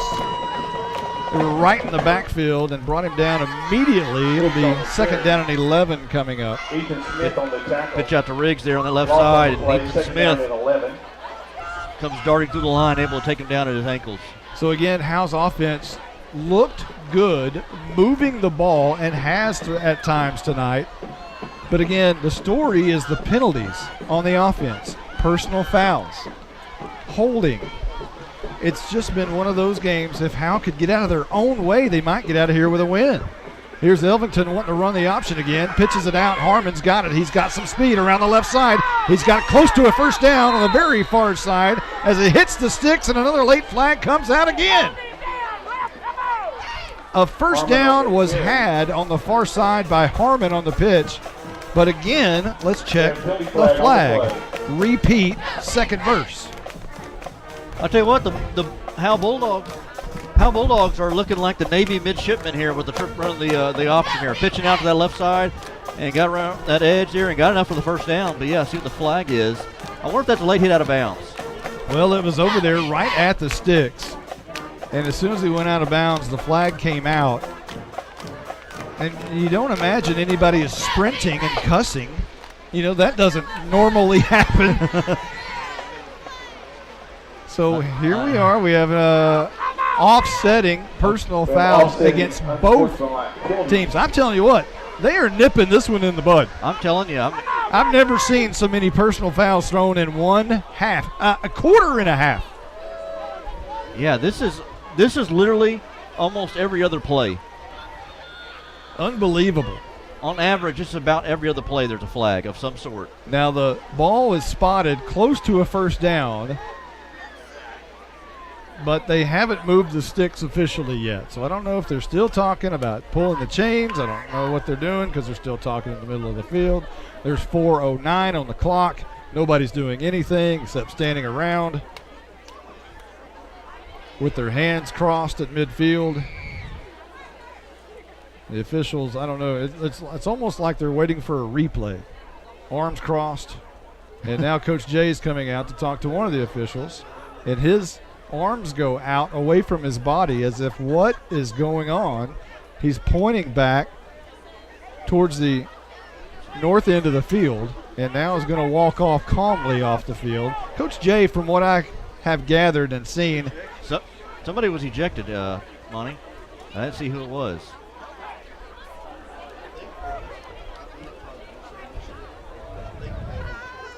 Well, I haven't seen it, and they haven't made an official announcement. It is a first down for Howe, but an ejection has happened, apparently. I saw a hand go up like a player was being thrown out. For the Bulldogs after the offsetting. We just haven't seen who it is yet. Well, if this might tell you something, Krantz is into the game at quarterback. 1st and 10. Krantz is going to run to the right side, trying to pick and choose a hole, and he doesn't pick the right one. He runs gingerly up to the line of scrimmage, doesn't make it to the line of scrimmage. Is going to be short by a yard, and it'll be 2nd down and 11. And we're told that Leighton Elvington has his helmet off on the far side, which indicates that it might have been the Howe quarterback who was tossed from the game here. Krantz on the quarterback keeper trying to go around that right side, but didn't get much, so 2nd down, 2nd and long situation. And if that's the case, this offense is all of a sudden in the hands of Bryce Krantz. Krantz goes under center. He doesn't like to do that a lot. This is going to be a toss to Harmon around the left edge, wrestling through tacklers and brought down maybe at the line of scrimmage, maybe back to the original line of scrimmage. Harmon on the carry. And it'll be 3rd down and 10 for Howe at least, if not 11. Yeah, pitch out to Harmon, try to get around that side, edge, and they were able to sniff him out before he was able to turn the corner. So again, a 3rd and long situation for Bryce Krantz and the Bulldogs. So it's 3rd down and 11, and can you tell where that is? Is that the 30? That's, oh man. Maybe about 29, maybe. The 29, numbers 28. The numbers are no longer visible. So we'll call it the 30, and now whistles before this one can get underway. And they're going to wave this one off. That one off. This flag has been waved off. No penalty flag, waved off, timeout. A timeout has been taken by Howe. Apparently they were up against the play clock. We'll take one too. We'll be back right after this timeout. Monty, that was Damius Karowski on the tackle. Hey, this is Michael Mosier. I may not be up in that luxury outdoor suite on top of the press box, but hey, I'm still supporting the Bulldogs. I'm proud to be a part of the Howe Athletic Booster Club, where it's only $25 to become a member. I may have retired from pronouncing those difficult names on Friday nights, but I can say go Dogs without batting an eye. Become a black and white, towel-waving Bulldog fan by signing up at each home game behind the home bleachers, and remember, Aljundo Dakenstater on the stop. I'm attorney Micah Belden, and I will always be a Bulldog. I'm a proud graduate of Howe High School. The great leadership from our teachers and coaches helped me be able to become one of the few certified criminal law specialists in Texas. While I love the black and white, in trials, everything is not always that way. If you've been investigated, arrested, or charged with a crime in North Texas, you need to call me now at 903-744-4252 for a free consultation. I'm board certified by the Texas Board of Legal Specialization, Principal Office, Sherman, Texas. 3rd down and 10. Krantz wants to throw, and he just heaves it out of bounds. He was under pressure, and he throws it about four rows behind the bench there. And that may be intentional grounding. It is. Intentional grounding. He went outside the tackle box and he threw it. He didn't throw it over the line, past the line of scrimmage. He literally threw it almost parallel with where he was at. You got to get out of the box. So 4th down coming up for Howe, and this is going to be a pretty big loss. It's a loss of down for Howe. 2:56 left to go in the first half. Loss of down is dead ball grounding, and so it'll be 4th and 18. Krantz in the gun. 2 slots, 1 man on the backfield with him. And Krantz wants to hand it off to Riggs, coming near side. Breaks out, and he's got a few yards, not enough for the first, but back to maybe about a 10-yard pickup. Ball came out. Well, it was 4th down, so even if it came out, it wouldn't matter. But they apparently say Riggs was down anyway, and that'll turn over on down somewhere around the 30-yard line. And for one of the very few times tonight where Riggs carries the ball, maybe the only, there is no flag on the play. However, the ball will turn over on downs. There was an inside handoff there to Riggs. He did break a tackle. Somebody hit him in the shoulder and able to spin off that and able to get some yards. But yeah, not enough for the first down. Ball goes over to the Buffaloes, and the Howe Bulldog defense will be called off on again.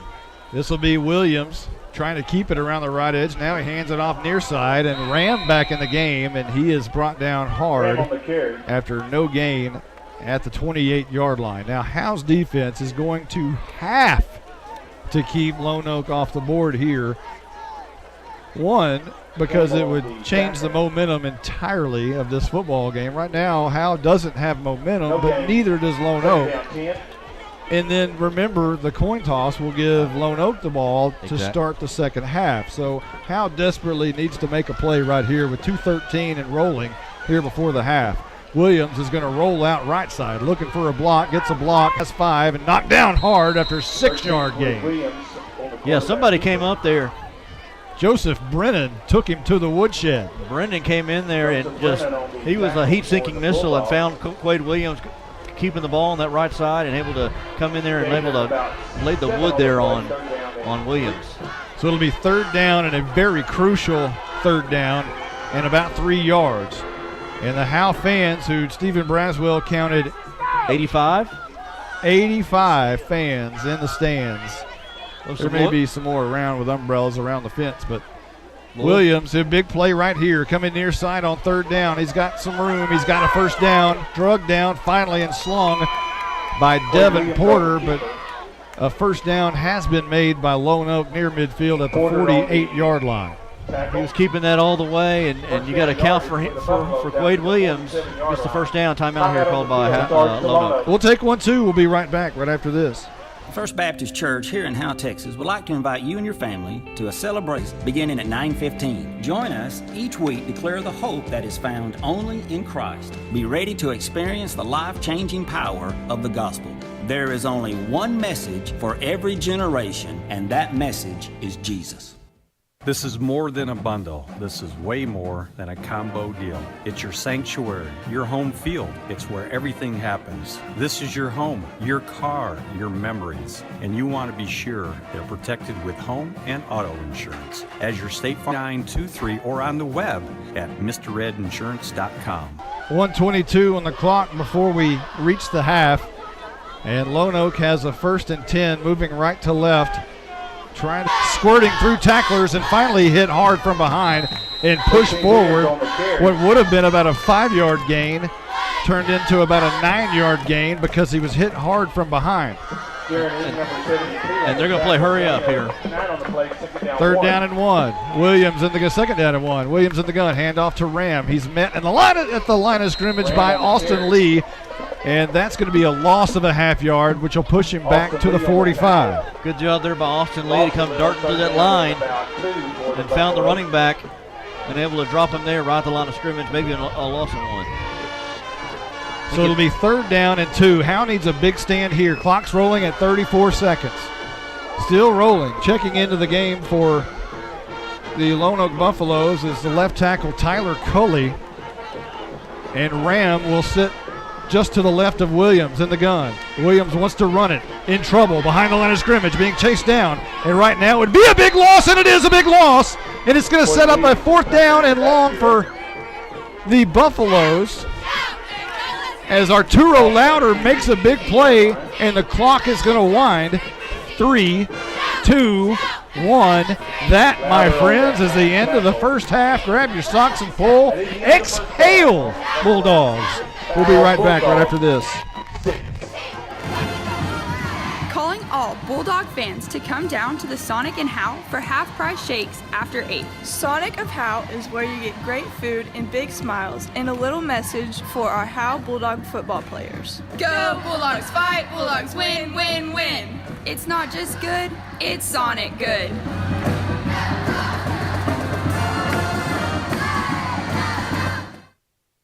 Hey Bulldogs, great news. I'm your hometown realtor and I'm also a Bulldog. Hello, I'm Kevin Sarles and I'm with Exalt Realty. I wanted to tell you about the new 321 program for our new home buyers or those who haven't owned a home in 3 years. A $1,500 grant is tied to the program and a $2,000 gift card at a local major retailer is available. This promotion is for a limited time and qualifications do apply. Call me anytime, 903-821-4163. To compete at the highest level, you need reliable teammates to share the load, strong leadership, and unquestionable character. It's true in athletics, and it's true with financial services. At Independent Bank, we understand success on the field is a result of unseen hours of hard work and preparation long before the first whistle. Visit any of our branches, and you'll find local bankers invested in the community, committed to building strong business partnerships and helping families reach their financial goals. Independent Bank is proud to be a part of Howe Student Athletics. Member FDIC, Equal Housing Lender. You're invited to the one and only Buck Snort Barbecue in downtown Van Alstyne, Texas. Your friends and neighbors say it's the best barbecue in North Texas. Now it's your turn to decide. Come taste the difference at Buck Snort Barbecue. For complete information, including menu, location, and hours, click on bucksnortbarbecue.com. That's bucksnortbbq.com. Buck Snort Barbecue in downtown Van Alstyne is a proud supporter of the Howe Bulldogs.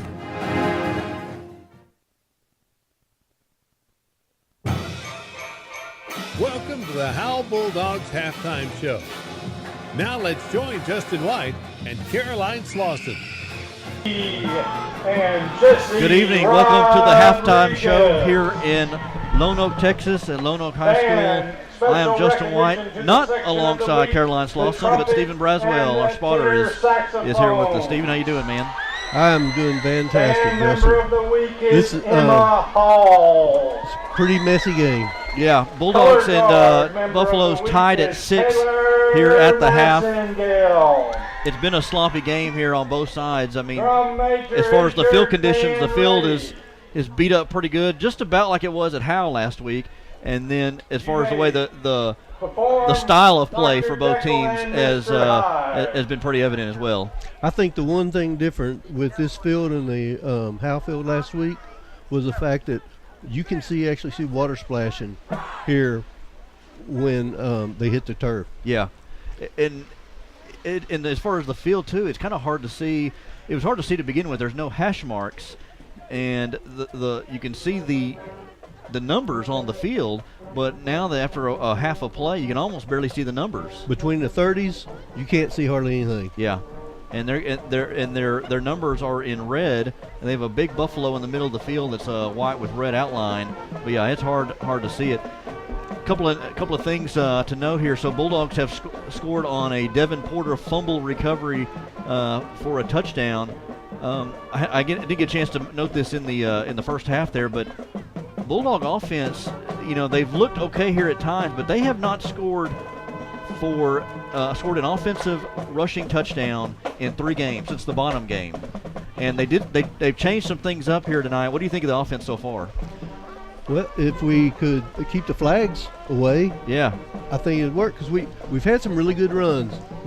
Mason Riggs had some great runs. That one was unbelievable. He's been the MVP of this first half. Yeah, exactly. But the penalties are just killing us. I mean. Yeah, I mean we'll get 15 yards on a rush, and then turn around and we lose 15 on personal foul. I've never seen so many personal fouls in a game. Yeah, and it seemed like it's I don't want to say what it seemed like it's called more Howe than is Lone Oak, and I can't tell what as far as on the field whose fault it is, if it's second man pushing or what, but it seems like a lot of Howe has been the one been penalized the most here on those personal fouls.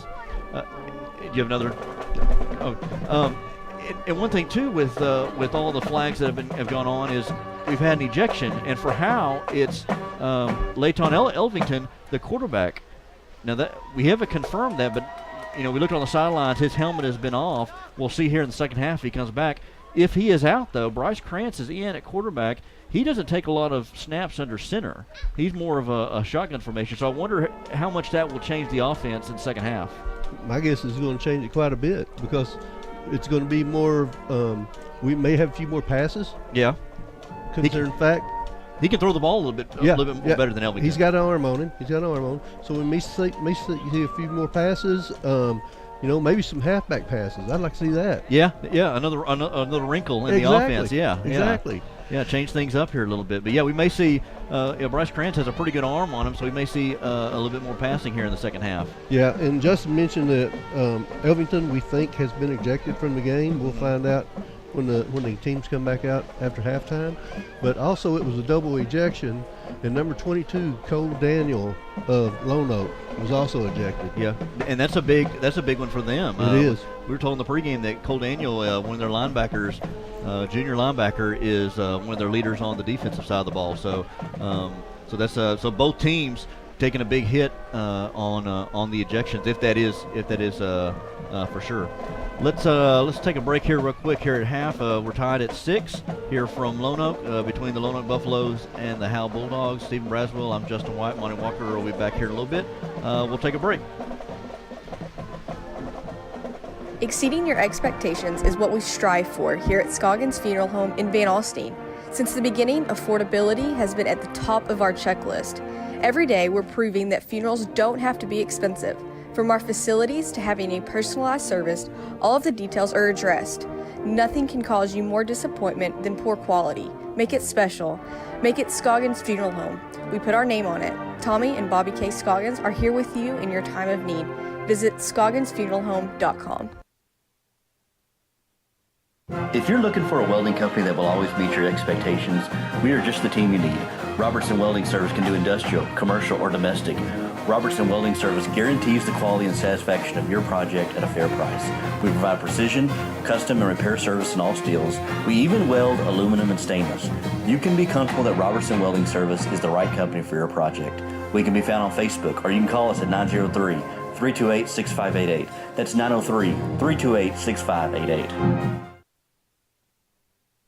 Monty, that was Damius Karowski on the tackle. Hey, this is Michael Mosier. I may not be up in that luxury outdoor suite on top of the press box, but hey, I'm still supporting the Bulldogs. I'm proud to be a part of the Howe Athletic Booster Club, where it's only $25 to become a member. I may have retired from pronouncing those difficult names on Friday nights, but I can say go Dogs without batting an eye. Become a black and white, towel-waving Bulldog fan by signing up at each home game behind the home bleachers, and remember, Aljundo Dakenstater on the stop. I'm attorney Micah Belden, and I will always be a Bulldog. I'm a proud graduate of Howe High School. The great leadership from our teachers and coaches helped me be able to become one of the few certified criminal law specialists in Texas. While I love the black and white, in trials, everything is not always that way. If you've been investigated, arrested, or charged with a crime in North Texas, you need to call me now at 903-744-4252 for a free consultation. I'm board certified by the Texas Board of Legal Specialization, Principal Office, Sherman, Texas.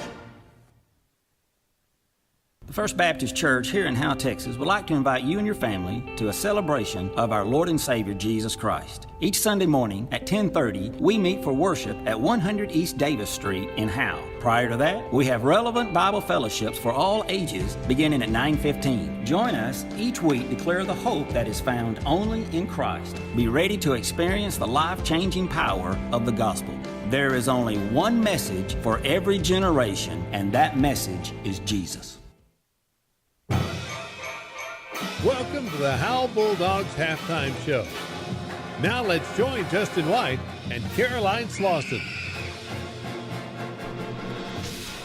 All right, we're back here in Lone Oak, Texas at Lone Oak High School. I'm Justin White alongside Stephen Braswell. Caroline Slauson is not with us tonight. She is out sick, so we hope she is doing better and hope to see her back next week in Howe. Howe will play Commerce next week. Before we get to scores here in the district and around the area, this at this point here, Stephen, and tell me if you agree or disagree with this, I believe right now this is a must-win game right now for the Bulldogs. Right now, you got, and it's a winnable game too. As if it scores 6-6, you got tonight. You got one against Commerce. Commerce hasn't won a game this season. That's a winnable game. And then you got Van Alstyne in a couple of weeks. Of course, anything can go in that rivalry game. Yeah, no, I agree with you, Justin. It's going to take a minimum of 2 wins to get into the playoffs. Be at 14. Right now we have Van Alstyne, Bonham, and Pottsboro, the top 3 teams. They're in their driver's seat basically. And then we've got 2 teams tied for the 4th spot. Yeah. And unfortunately, the Bulldogs aren't one of them.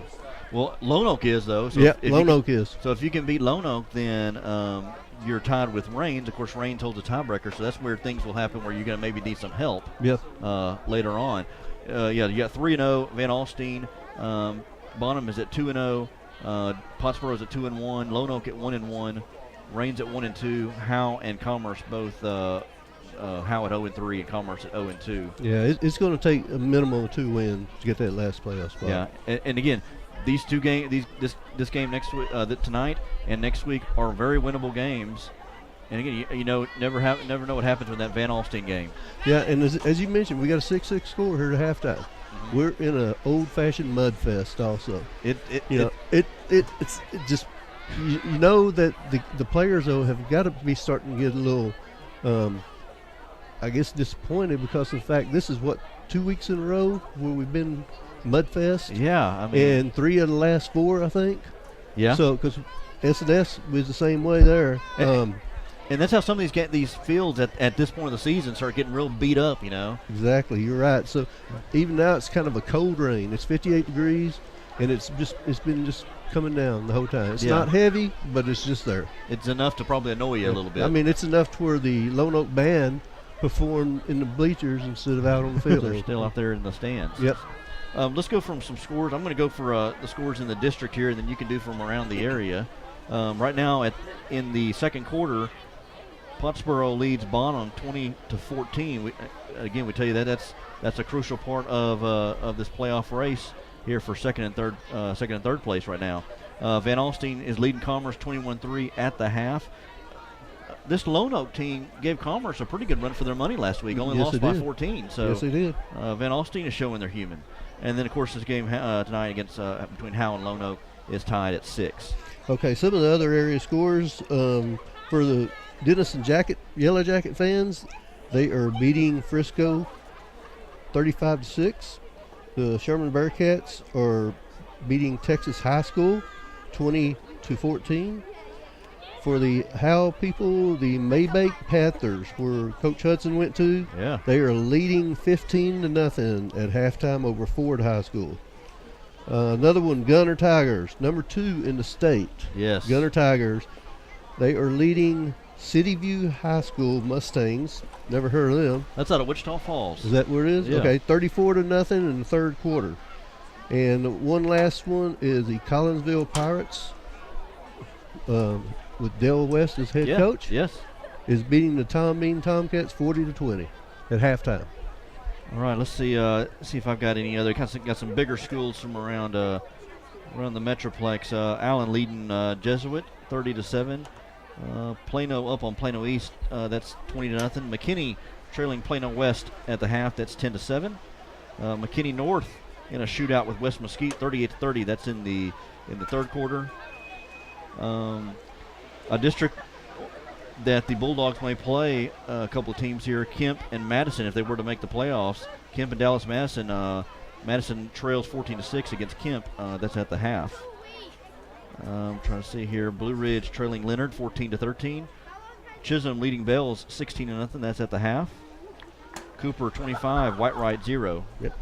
Did you have any other scores? That's about it. All right. Let's take another break here. We got about a little under 14 minutes here. 13 minutes to go at the half. I don't see the Howe band here playing right now. But we'll go ahead and take a break here. 6-6 here is the score here from Lone Oak. We'll be back in just a moment.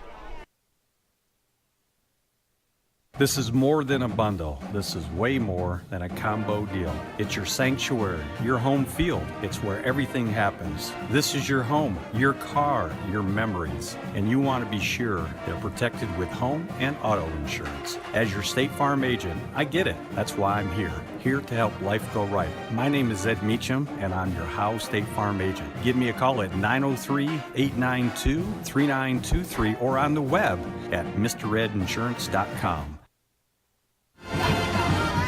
Calling all Bulldog fans to come down to the Sonic and Howe for half-price shakes after 8. Sonic of Howe is where you get great food and big smiles and a little message for our Howe Bulldog football players. Go Bulldogs, fight Bulldogs, win, win, win. It's not just good, it's Sonic good.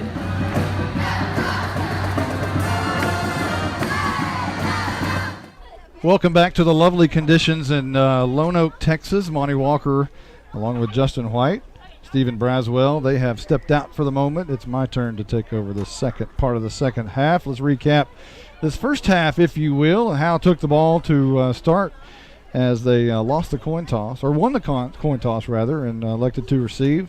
They did so at their own 46-yard line is where they started. Quickly moved across the line to the 41, down to the 35, down to the 30, down to the 29, and then turned the ball over on downs. It was a big penalty that cost Howe on that first drive, and they ended up turning it over on downs, giving it to Lone Oak to start their first drive with 9:43 left to go in the first at their own 17-yard line after a 10-yard penalty of their own. And Lone Oak was able to move the ball a little bit, but they ended up turning the ball over on downs as well. Gave it over back to Howe with 6:23 remaining in quarter number one at their own 24-yard line, and that's when we started having penalty fests, and Howe was forced to punt. They gave it over to Lone Oak with 3:40 left in the first at their own 45-yard line. Moved the ball a little bit, but ended up turning the ball over on downs themselves, which gave the ball back to Howe with 1:44 left to go in quarter number one at their own 24, but quickly punted once again. Elijah Campbell getting a lot of work these last 3 weeks rather. Lone Oak got the ball with 14 seconds left to go in the first at their own 38-yard line, and you guessed it, 7 plays later, they had to punt back to Howe, who took it with 10:02 left to go in the second quarter at their own 9-yard line. Went 4 plays, guess what? Another punt. Lone Oak took it with 7:54 rather, left to go in quarter number two at their own 46-yard line. And a play later, it was a bad snap to quarterback Quade Williams, who was in shotgun formation. He dropped the snap, tried to pick it up, couldn't pick it up. Devin Porter picked it up and raced 38 yards for the score, and that broke the seal of this football game. 6-0, Howe on top, 7:27 left to go in quarter number two, and Howe for the first time had momentum after 7,000 personal fouls and penalties and double barrels to their feet. It was Lone Oak who got the ball right after that score and went quickly 2 plays and 68 yards on the drive, and it was their first score of the night, which was a 35-yard touchdown run by Ethan Smith out of the backfield, normally, which tied the game at 6. Several penalties on the PAT backed up Lone Oak with a long PAT attempt. Heaved it in the end zone. It was incomplete. Another penalty on that play. It was declined, and we left that moment with 6:18 on the clock and a tie ball game, 6-6. Howe took the ball back at their own 45. Had some great moments there offensively, but eventually got down to the 29-yard line and turned the ball over on downs, which gave Lone Oak the ball at their own 28, and they drove 5 plays before running out of time. Here we are, 6-6 at the half, and we'll be back at action here. We got probably another 7-8 minutes before we're back to action, but we'll take a quick timeout. We'll be right back right after this. Exceeding your expectations is what we strive for here at Scoggins Funeral Home in Van Alstyne. Since the beginning, affordability has been at the top of our checklist. Every day, we're proving that funerals don't have to be expensive. From our facilities to having a personalized service, all of the details are addressed. Nothing can cause you more disappointment than poor quality. Make it special. Make it Scoggins Funeral Home. We put our name on it. Tommy and Bobby K. Scoggins are here with you in your time of need. Visit scogginsfuneralhome.com. If you're looking for a welding company that will always meet your expectations, we are just the team you need. Robertson Welding Service can do industrial, commercial, or domestic. Robertson Welding Service guarantees the quality and satisfaction of your project at a fair price. We provide precision, custom, and repair service in all steels. We even weld aluminum and stainless. You can be comfortable that Robertson Welding Service is the right company for your project. We can be found on Facebook, or you can call us at 903. This is Michael Mosier. I may not be up in that luxury outdoor suite on top of the press box, but hey, I'm still supporting the Bulldogs. I'm proud to be a part of the Howe Athletic Booster Club, where it's only $25 to become a member. I may have retired from pronouncing those difficult names on Friday nights, but I can say go Dogs without batting an eye. Become a black and white towel signing up at each home game behind the home bleachers, and remember, Aljundo Dakenstater on the stop. I'm attorney Micah Belden, and I will always be a Bulldog. I'm a proud graduate of Howe High School. The great leadership from our teachers and coaches helped me be able to become one of the few certified criminal law specialists in Texas. While I love the black and white, in trials, everything is not always that way. If you've been investigated, arrested, or charged with a crime in North Texas, you need to call me now at 903-744-4252 for a free consultation. I'm board certified by the Texas Board of Legal Specialization, Principal Office, Sherman, Texas. The First Baptist Church here in Howe, Texas would like to invite you and your family to a celebration of our Lord and Savior Jesus Christ. Each Sunday morning at 10:30, we meet for worship at 100 East Davis Street in Howe. Prior to that, we have relevant Bible fellowships for all ages beginning at 9:15. Join us each week to declare the hope that is found only in Christ. Be ready to experience the life-changing power of the gospel. There is only one message for every generation, and that message is Jesus. Well, I know you were able to recap. Whoops, I don't know if you guys need that over there. Sorry about that. I don't know if you need to recap this or what you did with Mr. Braswell while I was gone, but man, it was pretty sloppy and ugly in the first half, huh?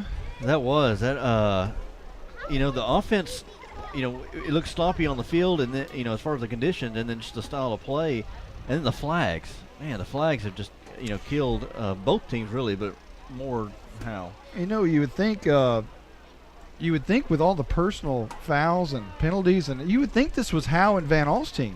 Yeah. You might think it was, OU Texas or Sherman Denison, or my goodness. They've really got a grasp on this thing, and they're going to make sure that, apparently they're going to try to make sure nothing happens out there. And I guess they're doing a pretty good job of it, because they're throwing a penalty flag after every other play. Yeah, they're getting a good arm workout from these penalty flags. And I wonder if it's anything from last week, if they heard a little bit about how chippy it got last week against Pottsboro and trying to keep this thing from getting out of control. Well, I guess, when things are in the mud, it's a little bit different of a football game than, we talk about these pass and tag 7-on-7, white jersey football teams, and these two towns are not that at all. They matter of fact, Lone Oak came out of here, and the first thing they did was slide in the mud in front of their home crowd to make a statement that, hey, we ain't one of those teams, and they certainly aren't. Howe certainly not. They're going to run the football, both of them running it well, but the only bad thing is that the penalties are forcing them backwards, each team backwards. Yeah, and as far as the second half, I think that the Bulldogs have, aside from the penalties, when they've moved the ball, they've done okay. I think they kind of continue to stay with the running game. Mason Riggs has probably been the MVP of the first half. I think continue to give it to him. We haven't seen a lot of Cameron Blessai. I don't know if that anything to do with his injury before, or just trying to ease him into the game. But keep working Riggs, I think. And another thing too, as we talked about, is if Elvington is out, what that will do, how the game plan will change with Bryce Krantz at quarterback. If that's the case, if we'll see the ball being thrown around a little bit more. He doesn't go under center a lot. He's more of a shotgun. So how that's going to change the game plan in the second half, if for sure Leighton Elvington is out. Leighton Elvington is a big part of this football team. Anytime you lose your starting quarterback, that's pretty huge. Leighton Elvington, 7 out of 18 passing on the year, 59 yards through the air. He's also rushed 33 times. That's negative yards rushed, but a lot of that sack yardage. So it's kind of hard to fault him for that.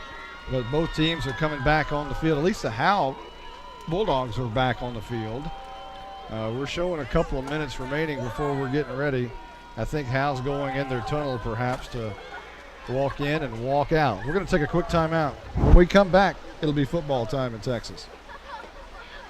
This is more than a bundle. This is way more than a combo deal. It's your sanctuary, your home field. It's where everything happens. This is your home, your car, your memories. And you want to be sure they're protected with home and auto insurance. As your State Farm agent, I get it. That's why I'm here to help life go right. My name is Ed Meacham, and I'm your Howe State Farm agent. Give me a call at 903-892-3923 or on the web at MrRedInsurance.com. Calling all Bulldog fans to come down to the Sonic and Howe for half-price shakes after 8. Sonic of Howe is where you get great food and big smiles and a little message for our Howe Bulldog football players. Go Bulldogs, fight Bulldogs, win, win, win. It's not just good, it's Sonic good.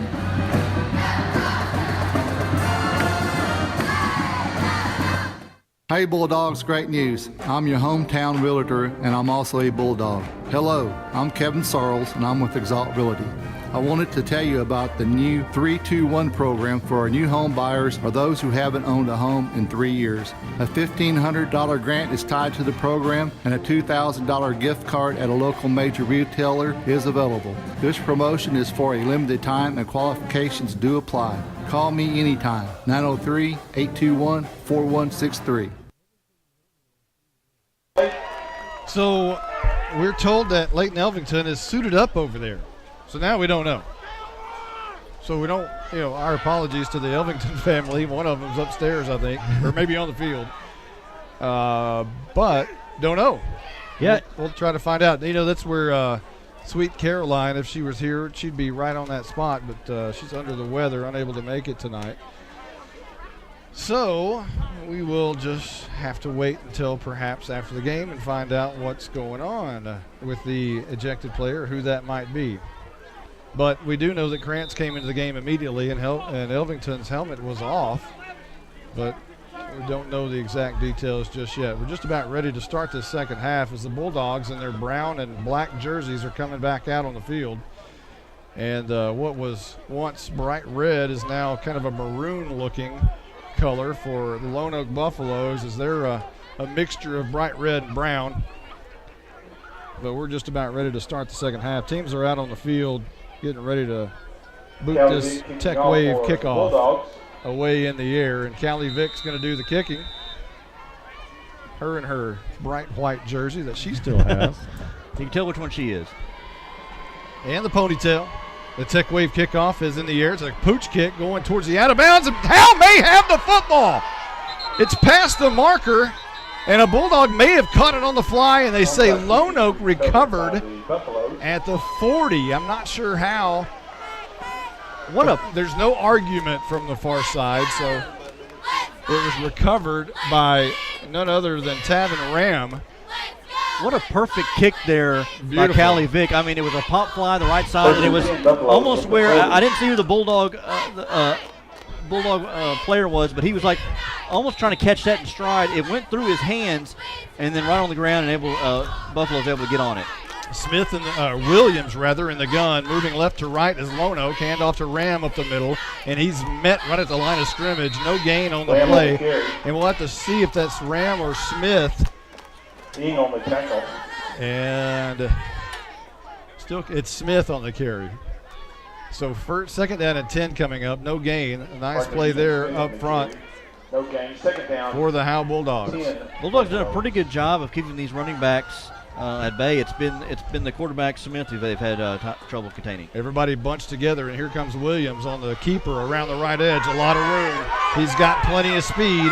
It's a foot race to the end zone. He's at the 10. He's at the 5, and he's going to be finally tripped up just short of the goal line at about the 1 or 2 yard line.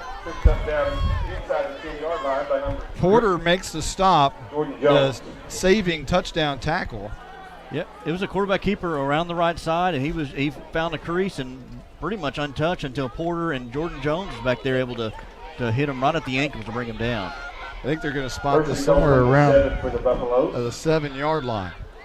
So this will be a handoff to Smith, or is it Williams going to keep it? And he does around the left edge, maybe a yard. Second down and goal coming up from about the 6. And Dyson Dillard into the game, torn meniscus and all, and he makes the tackle.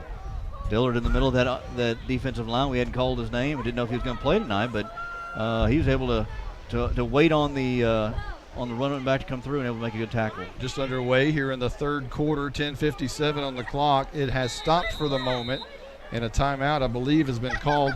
We'll take 1-2 real quick. We'll be right back right after this. To compete at the highest level, you need reliable teammates to share the load, strong leadership, and unquestionable character. It's true in athletics, and it's true with financial services. At Independent Bank, we understand success on the field is a result of unseen hours of hard work and preparation long before the first whistle. Visit any of our branches, and you'll find local bankers invested in the community, committed to building strong business partnerships and helping families reach their financial goals. Independent Bank is proud to be a part of Howe Student Athletics. Member FDIC, Equal Housing Lender. An interesting timeout there. Not only just a minute 3 gone in the second half, and already a timeout by Lonoke. And it's second down inside the 10, and I didn't see the play clock going down, so I wonder if this is strategery. Yeah, just to make sure they get the right play in here. Isn't that what they say? Strategery. Well, the scoreboard says 7-yard line, so we'll go with that. It's second and goal from the 7. And 10:57 on the clock. Williams in the gun. He wants to roll right, and he does around the right edge. Another seam and another stand-up run, and that one is a touchdown for Williams. Touchdown, Buffaloes. Yeah, he got the snap, and again, just a quarterback keeper around the right side, used his speed, found a hole, and had some blocker to hit him, and broke a couple of tackles there, and able to go in the end zone for a touchdown. You know, the last 2 times he's run that play, he's not been touched. 10:50 on the clock. We're awaiting the PAT now as Lonoke is up to their advantage, not 122 to 12-6, not 122-6.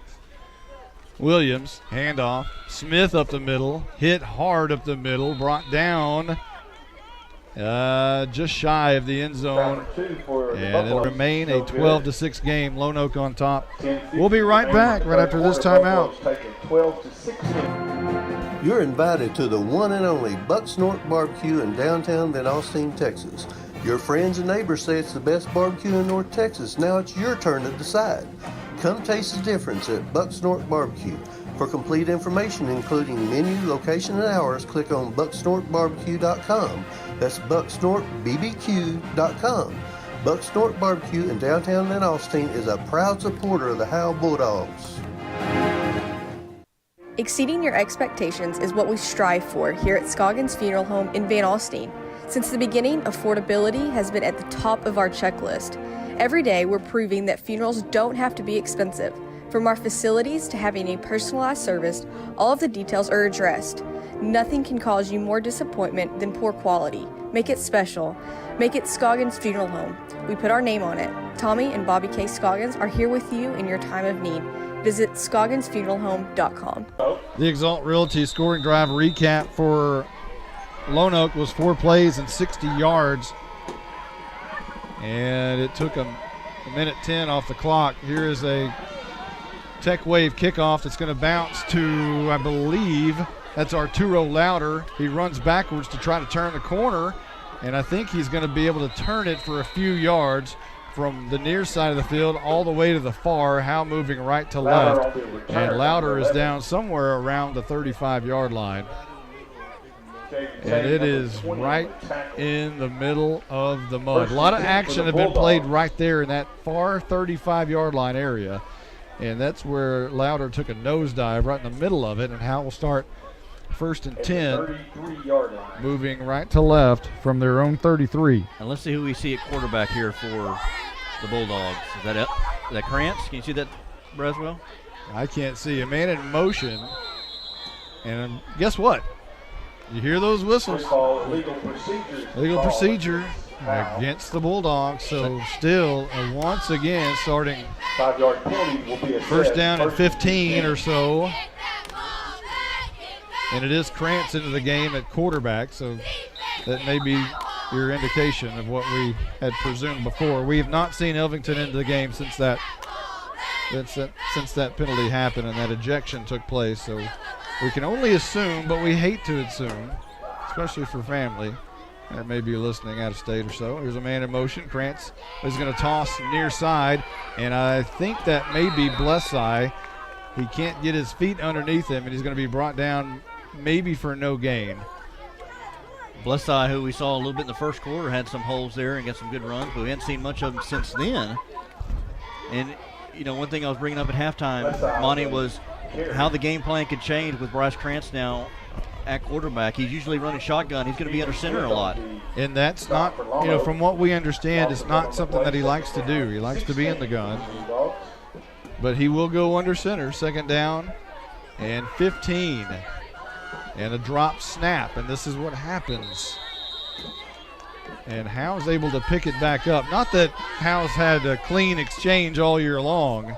Let's not kid ourselves, but that one right there is going to cripple the Bulldogs back a couple of more yards. What was second down at 16 is now third down and about 19 or 18 rather. They're still going to say 16 or 17. Actually, the scoreboard says 17. And now let's see if we see Krantz maybe throw it now. He's got probably a little bit better of an arm than Elvington. Third down at 17. Krantz is under center once again. And he's going to run the option to the right. He's going to keep it around the right. He's going to be brought down around the right for negative yardage, loss of 1.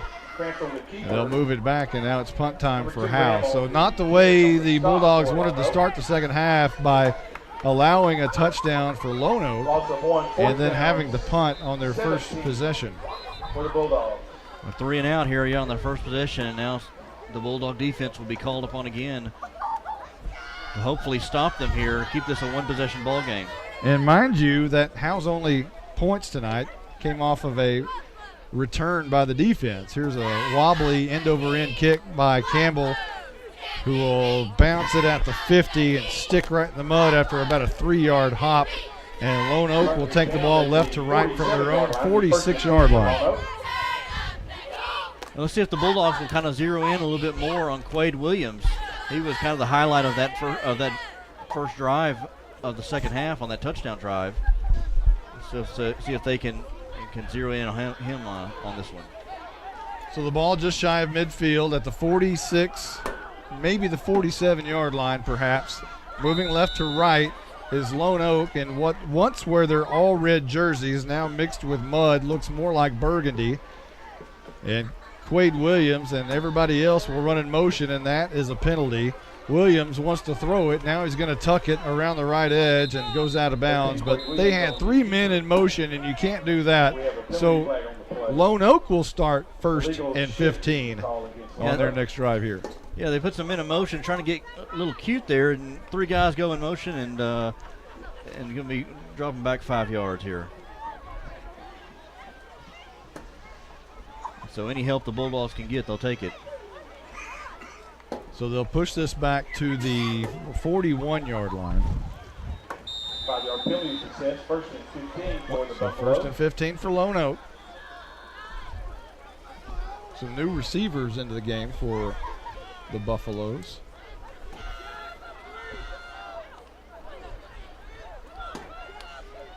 David Henry split out wide to the right. And Williams wants to run. Same play, right side. Hasn't been touched so far on the first 2 plays, and now he runs it again and is run out of bounds after about 6 or 7 yards. He just ran out of space. It was a near side play, and he just didn't have the room to run. But he does pick up enough to set up a second down and 8 near midfield at the 49. Again, it's nothing complicated. He just gets the snap, and he runs around the right side. He had 3 receivers bunched to the right and a receiver out wide and able to use them as blockers and some pulling linemen and able to pick up a lot of yardage there. Henry now goes split out wide to the left as there's 3 slots bunched together on the right side. And this will be a handoff on the right side, and that's Smith. He's got a lot of room, and he's banged and then spins out of a tackle, and it's going to take 3 Bulldogs to finally bring him down after that first down run inside Howe territory at around the 40 or 35-yard line.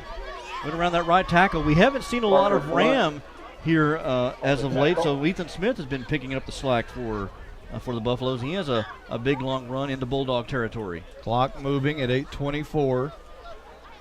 One thing the Bulldogs haven't had to face, they've had to face the last couple of weeks, is depth from the other team.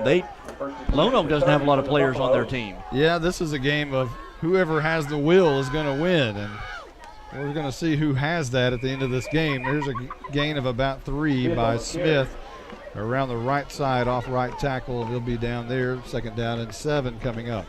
This is where both teams are going to have to dig deep, and neither one is doing any kind of too deep platooning or anything like that. So ball spotted at the 27 apparently.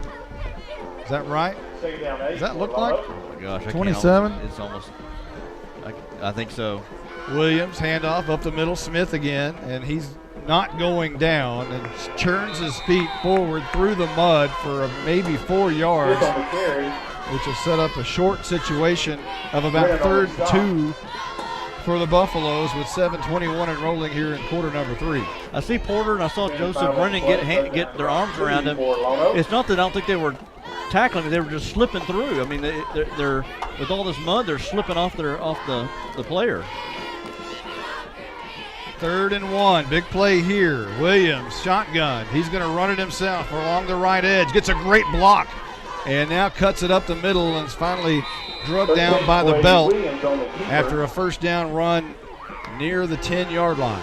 Yeah, great block on the outside by Ethan Smith on Joseph Brennan. Put Brennan to the ground. There's the ball carrier is able to get a first down on that one. We are relying solely on the scoreboard now to tell us where the marker is because we just can't see. And they tell us it's at the 14-yard line, and it's 1st and 10 moving left to right for Lone Oak with 6:39 and rolling. Smith again in the backfield, right by Williams, just to his left. Williams in the gun, and he wants to roll left this time, and he cuts it up, and he's hit. And now he bounces it out. He's got a lot of room around the left edge, enough room, and he's in. Touchdown Lone Oak. With 6:22 left to go in quarter number 3, they extend their lead 18-6, awaiting the PAT. Quarterback keeper, he hit a wall there, was able to bounce to the outside. Some poor tackling there by the Bulldogs as he able to scrape around that left corner and able to walk in the end zone for another touchdown. And that's puts them up by 12 now. And maybe even 14 if they're able to get the 2-point conversion here.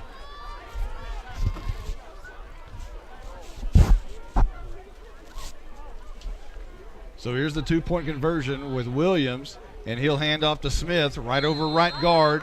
And he is easily in for the 2-point conversion.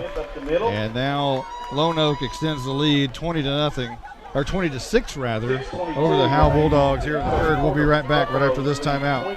If you're looking for a welding company that will always meet your expectations, we are just the team you need. Robertson Welding Service can do industrial, commercial, or domestic. Robertson Welding Service guarantees the quality and satisfaction of your project at a fair price. We provide precision, custom, and repair service in all steels. We even weld aluminum and stainless. You can be comfortable that Robertson Welding Service is the right company for your project. We can be found on Facebook, or you can call us at 903-328-6588. That's 903-328-6588.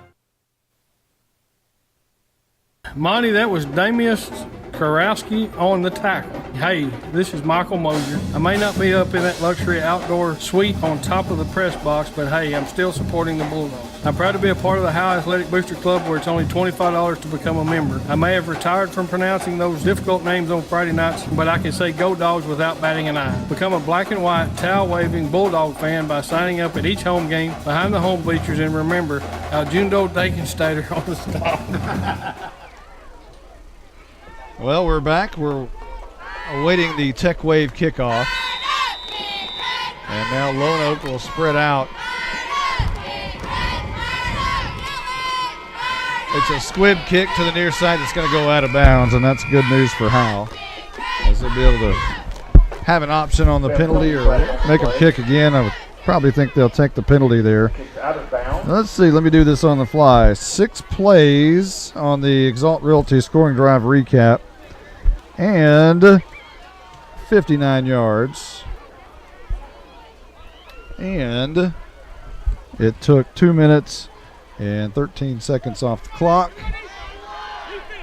And now we have a 20-6 score after the 14-yard touchdown by Quade Williams on the quarterback keeper around the left edge. And now Howe's going to have the ball starting at their own 45-yard line, and there's 6:22 on the clock.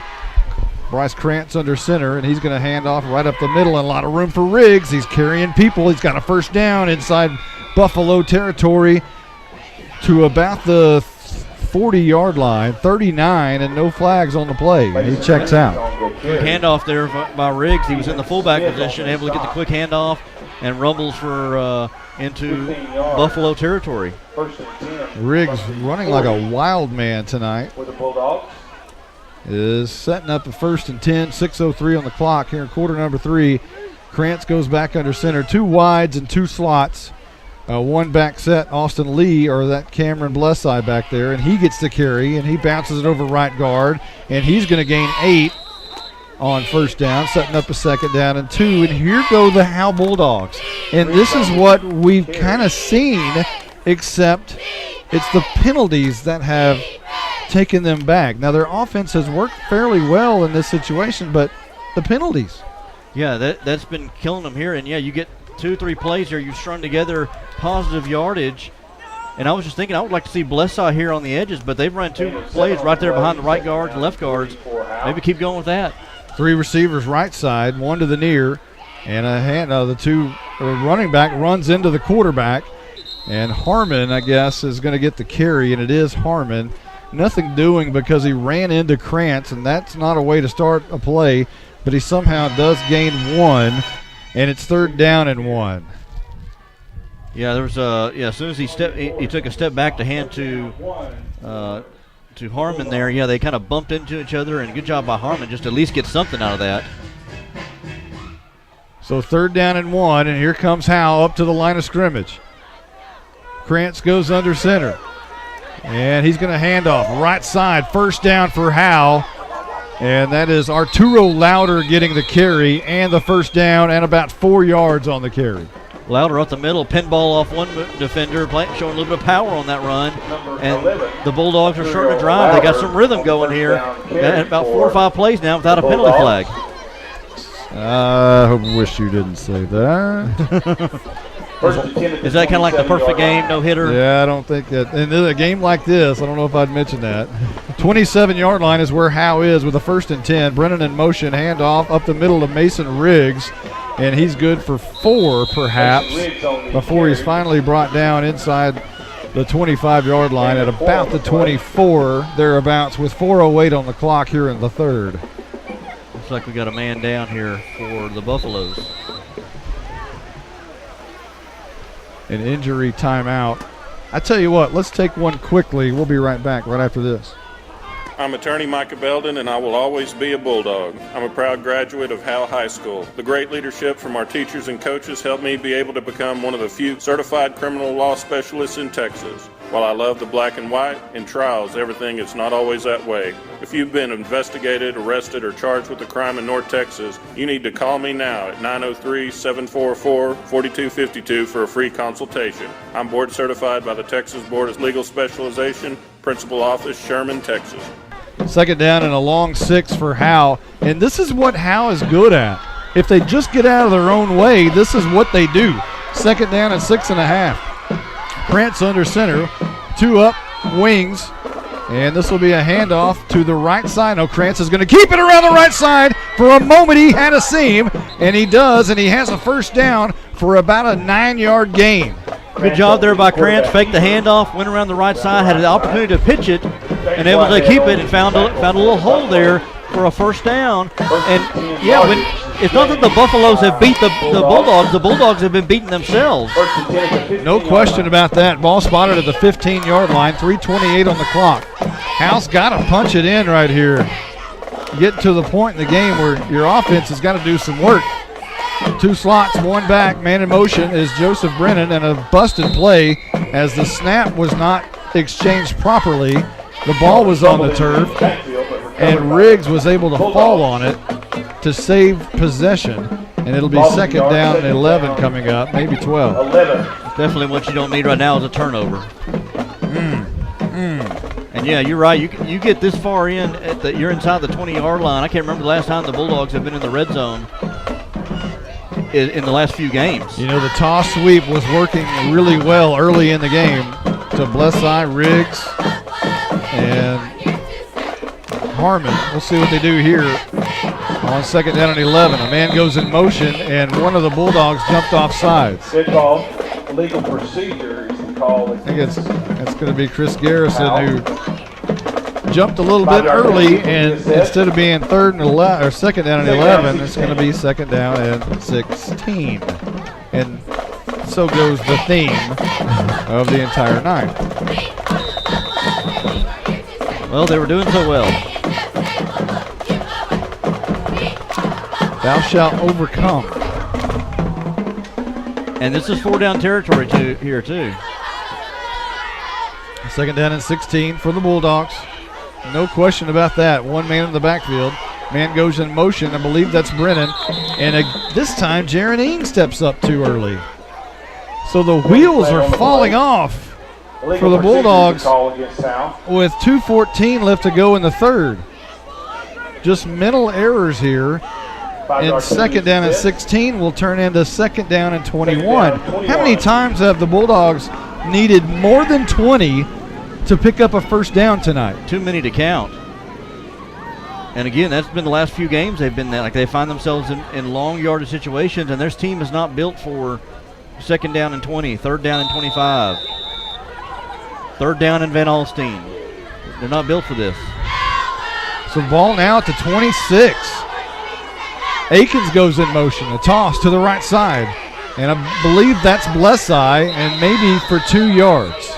Well, we asked for the pitch out that had been working. We got it. It just only got a 2-yard gain out of there. So now 3rd and maybe 27 now, or 22. Yeah, it's going to be 3rd and a long way. 1:57 left to go here in the 3rd quarter. And it's 20-6, Lone Oak in the lead right now, and Howe's going to really need some kind of miracle to stay in this football game at this point with 3rd down and a truckload headed toward Greenville.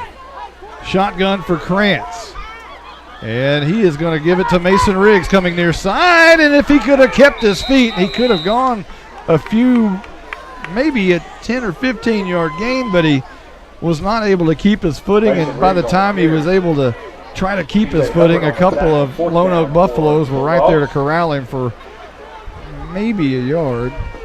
They'll spot it at the 4? Yeah, inside handoff there. He had a little bit of real estate, but got tripped up before he could really get going. And then you find yourself 4th down. Do you maybe just try to heave it downfield, and if it's intercepted, then it's it's almost like a punt? 9th play of the drive. 4th down and 24. Krantz under the gun, barking, and now a timeout's been called. Trying to draw him off sides, and a timeout has been called. We'll take one, too. We'll be right back right after this. First Baptist Church here in Howe, Texas would like to invite you and your family to a celebration of our Lord and Savior Jesus Christ. Each Sunday morning at 10:30, we meet for worship at 100 East Davis Street in Howe. Prior to that, we have relevant Bible fellowships for all ages beginning at 9:15. Join us each week to declare the hope that is found only in Christ. Be ready to experience the life-changing power of the gospel. There is only one message for every generation, and that message is Jesus. Unless he's trying. It's 4th down. And what is that? 19? Ball's at the 24. It's at the 24. Got to get down to about the 6. You know, the sad part about this drive, it's a 9-play drive. and it started at the Howe 45-yard line. So it's been a good drive for the Bulldogs. However, you know, the theme of the night is what? Flags. Penalties. All night long they've hurt the Bulldogs, and they've done it again. Forced them into a 4th and 19. Krantz in the gun, needing a miracle, throwing it across the field. It's going to be in and out of the hands and incomplete, trying to hit Elijah Campbell over the middle, and the ball will turn over on downs unless there's a penalty here, and there is apparently a penalty. Dead ball. Roughing the passer called on the Lone Oak Buffaloes, which is a massive penalty for Howe. What a bailout. And I was going to say, Krantz looked like he got rocked there right when he got ready to throw it. He didn't have a lot of time. I didn't see how hard he got hit, though, and that he got roughed. But, wow, what a bailout for the Bulldogs by the Buffaloes. Well, the ball, they're just – the official's just kind of walking around with it. Where's he going to go? They'll spot it inside the 10. The nose will be inside the 10-yard line. The 15. That's a 15, rather. So it'll be first down. What a break for the Bulldogs. Now take advantage of it. Bulldogs, you're right, have to take advantage of this. Krantz under the gun, sends a man in motion, is Brennan, and guess what? Penalties again. And this time about 3 or 4 officials saw it. All of them had flags coming out. Illegal procedure against Howe. And you can't have 1st and 10. You got to start at 1st and 15, right? As well. It's the same song, different verse we just had just a second ago. Unbelievable.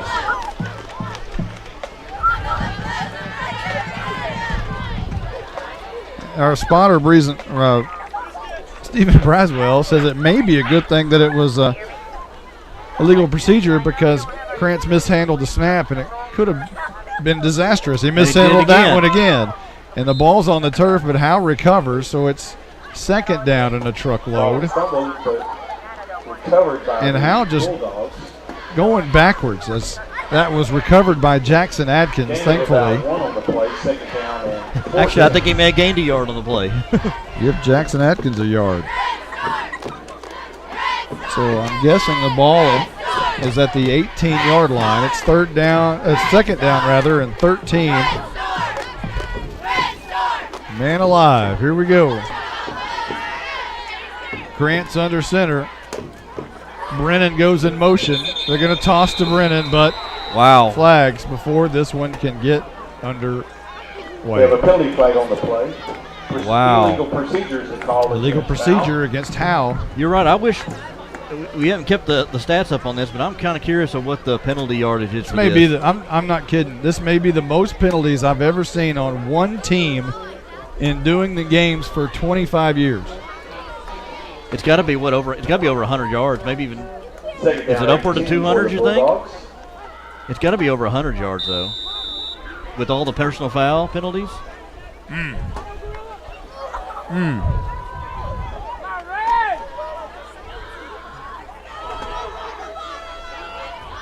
Here's a high toss, right side that looks like Brennan that's going to bring it down. And he's going to get back to the line of scrimmage and maybe gain a couple. So that'll set up Howe on a very long, 3rd and long, about 18 or so. And we've got 31 seconds remaining in quarter number 3. Maybe on this one, 3rd and long, it's obviously 4-down territory. Don't try to get it all at once here. See if you can get maybe 10 yards here at once and then put yourself in maybe a 4th and 8 situation. But don't try to get it all at once.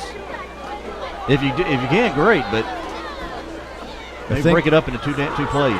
Man in motion. And this is going to be Krantz keeping it around the right side of the offensive line. On the quarterback keeper.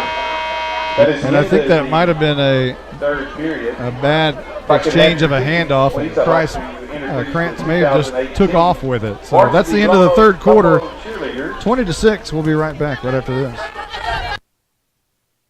This is more than a bundle. This is way more than a combo deal. It's your sanctuary, your home field. It's where everything happens. This is your home, your car, your memories. And you want to be sure they're protected with home and auto insurance. As your State Farm agent, I get it. That's why I'm here to help life go right. My name is Ed Meacham, and I'm your Howe State Farm agent. Give me a call at 903-892-3923 or on the web at MrEdInsurance.com.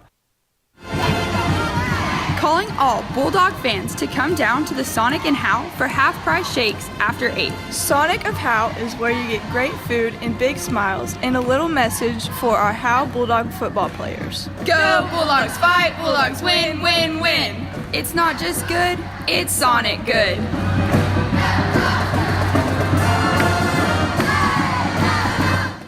Well, the crazy thing about this drive, Justin, is that it's taken 6 minutes and 22 seconds off the clock. The drive has gone 13 plays and about 40 yards. Let's see. 67, 30, 33 yards. When you're 13 plays, you think, oh, man, it must be an 80, 90-yard drive. No, it's only about 40 yards. 13 plays, 33 yards, and has taken 6:22 off the clock. And we're into the fourth quarter. Here's a handoff to the near side. Joseph Brennan running around right tackle, and he runs for positive yardage for about 6, maybe 7 yards. And there's an injured player down. And I think that's a Lone Oak Buffalo, and he has not moved yet. We're going to take a timeout right here. It looks like an extended timeout coming up. We'll be right back right after this. Hey Bulldogs, great news. I'm your hometown realtor and I'm also a Bulldog. Hello, I'm Kevin Sarles and I'm with Exalt Realty. I wanted to tell you about the new 321 program for our new home buyers or those who haven't owned a home in 3 years. A $1,500 grant is tied to the program and a $2,000 gift card at a local major retailer is available. This promotion is for a limited time and qualifications do apply. Call me anytime, 903-821-4163. To compete at the highest level, you need reliable teammates to share the load, strong leadership, and unquestionable character. It's true in athletics, and it's true with financial services. At Independent Bank, we understand success on the field is a result of unseen hours of hard work and preparation long before the first whistle. Visit any of our branches, and you'll find local bankers invested in the community, committed to building strong business partnerships and helping families reach their financial goals. Independent Bank is proud to be a part of Howe Student Athletics. Member FDIC, Equal Housing Lender. It was not a Lone Oak Buffalo. It was Cameron Blesseye for the Howe Bulldogs, and he is gingerly walking off the field, taking a lot of time, being helped by trainer Ricky Yake over there. And that is not something the Bulldogs want to see right there. Any player, especially your leading rusher, On the last play, could be leading tackler. Bulldogs were held short of the And you just can't really afford to lose any more take running backs. over I mean, it's the walking wounded here for the Bulldogs. So here we go for the Bulldogs, or actually it's a turnover on downs, and here is Williams on the quarterback keeper over left tackle from first down. And it'll be about 8 yards. Again, Quade Williams with the quarterback keeper just takes it around the left side and just tries to make a play with it. And they're going to look like they'll probably try to keep this ball on the ground and strain as much time as they can off the clock.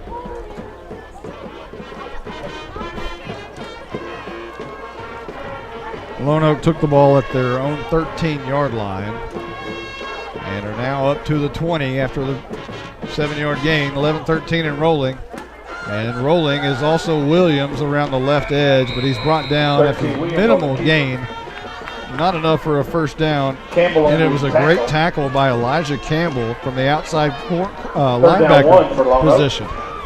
3rd down and 1 coming up. So 3rd down and short situation. Maybe you get a stop right here and get the ball back and try to move the ball down the field again without a penalty.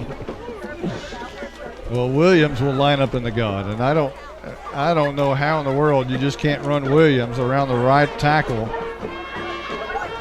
With 3 men go in motion again from one side to the other, and they're going to hand off up the middle to Smith, who picks up the first down I think, I'm not sure of the spot. The way the line judge come from the side, looks like he may be short. There is no indication of, apparently our spotter, Stephen Braswell, says 4th down. Devin Porter on the So Devin Porter with a great stop. tackle. And if you're 4th and a foot deep in your own territory at your 22-yard line, do you punt? They're going to think about it. Well, no, I'm sorry. No, they're going to punt. Now they will bring in their punt team. Do you watch out for the fake here? Surely they wouldn't fake it in their own territory, right? I don't think so. Not in a game like this. And it's going to be Kaiser to punt this one away. The short kick, short of the 40 or 50-yard line, at about the 47, 46. So Howe's going to start with pretty good field position. 1st and 10, moving left to right. Well, they did Freudian. They did what I was saying. They get a stop here and get on offense and move this ball without a penalty. One thing that I was looking at here on the last drive, and Stephen Braswell brought it up to us, is that Bryce Krantz is still having trouble under center there. You know, he fumbled a few exchanges there from the center, so he's still not comfortable there taking the snap there. Well, he's in the gun right here. One man to his left in the backfield, and they're going to run the option to Joseph Brennan, who carries it good for about 9 yards as Brennan runs hard with both hands over the football. And I tell you what, Joseph Brennan is an impressive runner. And to not have played football for several years, he is an impressive football player. He's got a nice combination of speed and power. And you're right, he had that ball high and tight, both hands on top, both hands on bottom, and was running hard there on that run. He didn't get the spot I thought he got. He only got 6 yards there. 2nd down and 4 coming up. Krantz in the gun, handoff Mason Riggs, left tackle, trying to bounce it out. Cuts it up for a moment, bounces over a defender, and is finally going to bounce down after a couple, maybe 3 yards. 8:48 on the clock, rolling here in the 4th quarter. Yeah, he was able to break a couple of tackles and spin forward for a couple more and put him in a 3rd and short yardage situation. He needs to just be sure he holds on to that ball when he's trying to fight for those extra yards. It's going to be 3rd and 2 perhaps here for the Bulldogs. Krantz in the gun. From the 38, this is a handoff right side. I think that's Akins, and he has a 1st down. Akins shot out of a cannon in the mud and all. And a 1st down for Howe. Jackson Atkins from that left guard position was pulling and helped make a hole there for Akins. And Akins we haven't seen in a couple of quarters. Makes an appearance here and gets a good run. A 1st down here for the Bulldogs. They got something cooking now. 5 yards for Akins. 1st and 10. Left to right. No flags so far on this drive. Don't speak too soon.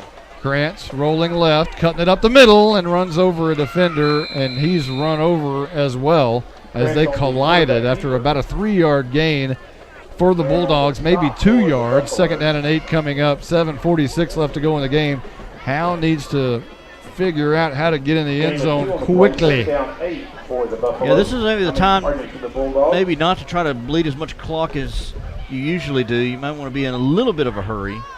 You still got 7.5 minutes to go, but still, you're down 2 scores. Riggs in the backfield with Krantz in the gun. Riggs gets the carry, right side looking for a block, turns on the jets, runs over a defender, close to a 1st down near side at somewhere around the 25-yard line perhaps. It's going to be very close to a 1st, but short it appears.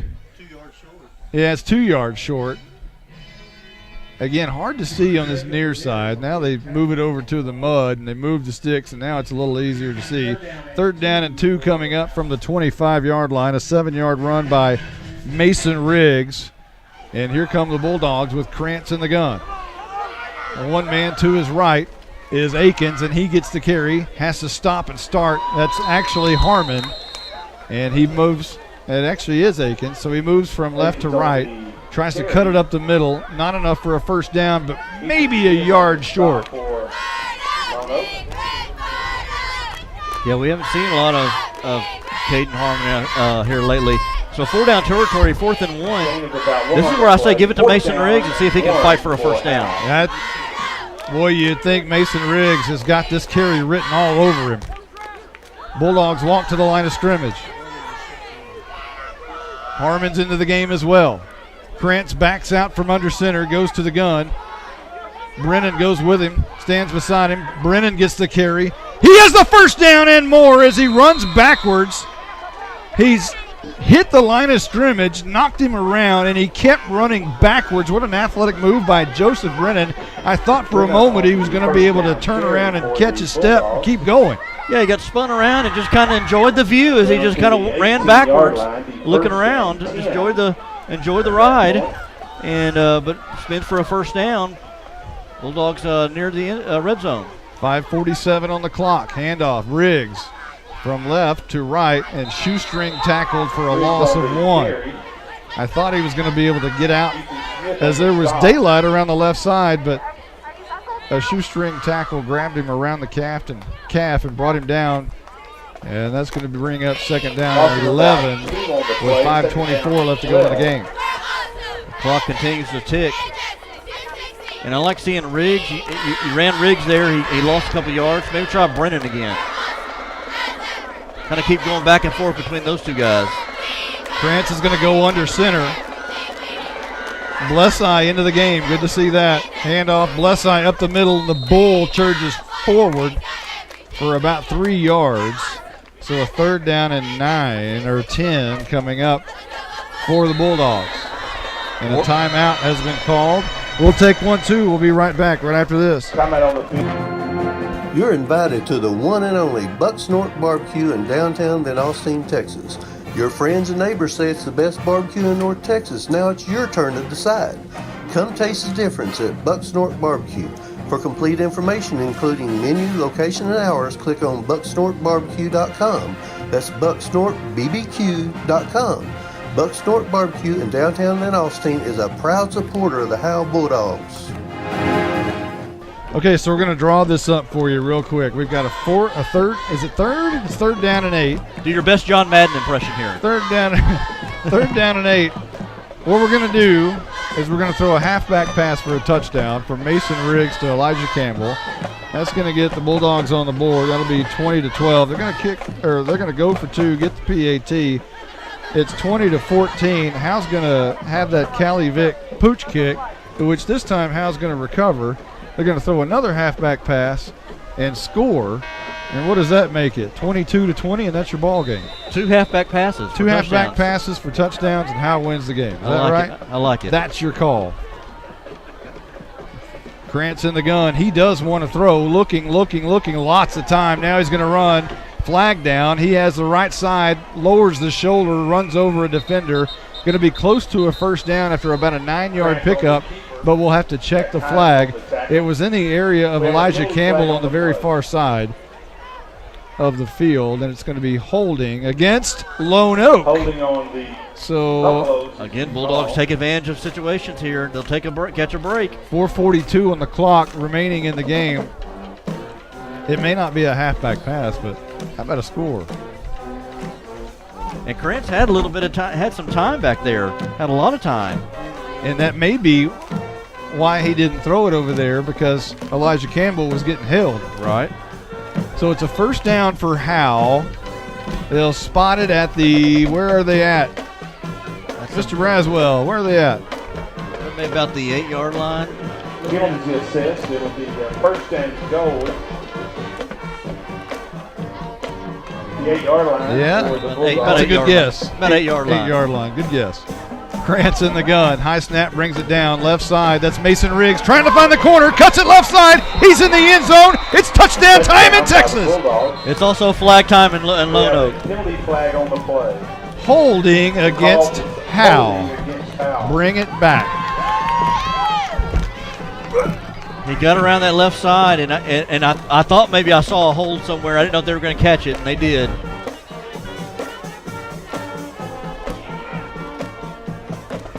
Unbelievable.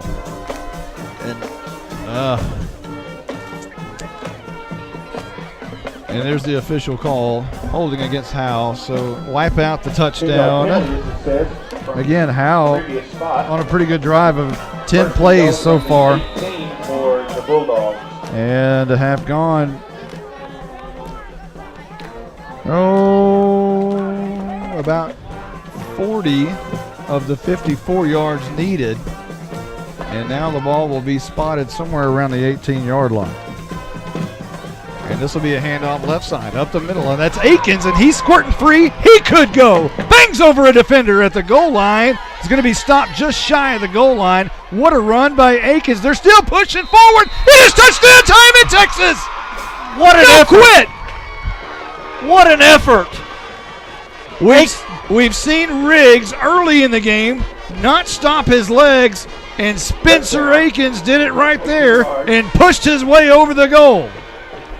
Akins got the handoff there like he was shot out of a can, like it was a race to the line of scrimmage. Got hit at the goal line. I thought he was going to be short, and just the whole team came out and tried to push him across, and they succeeded, and the Bulldogs have pulled within 8 with 4.5 minutes to go.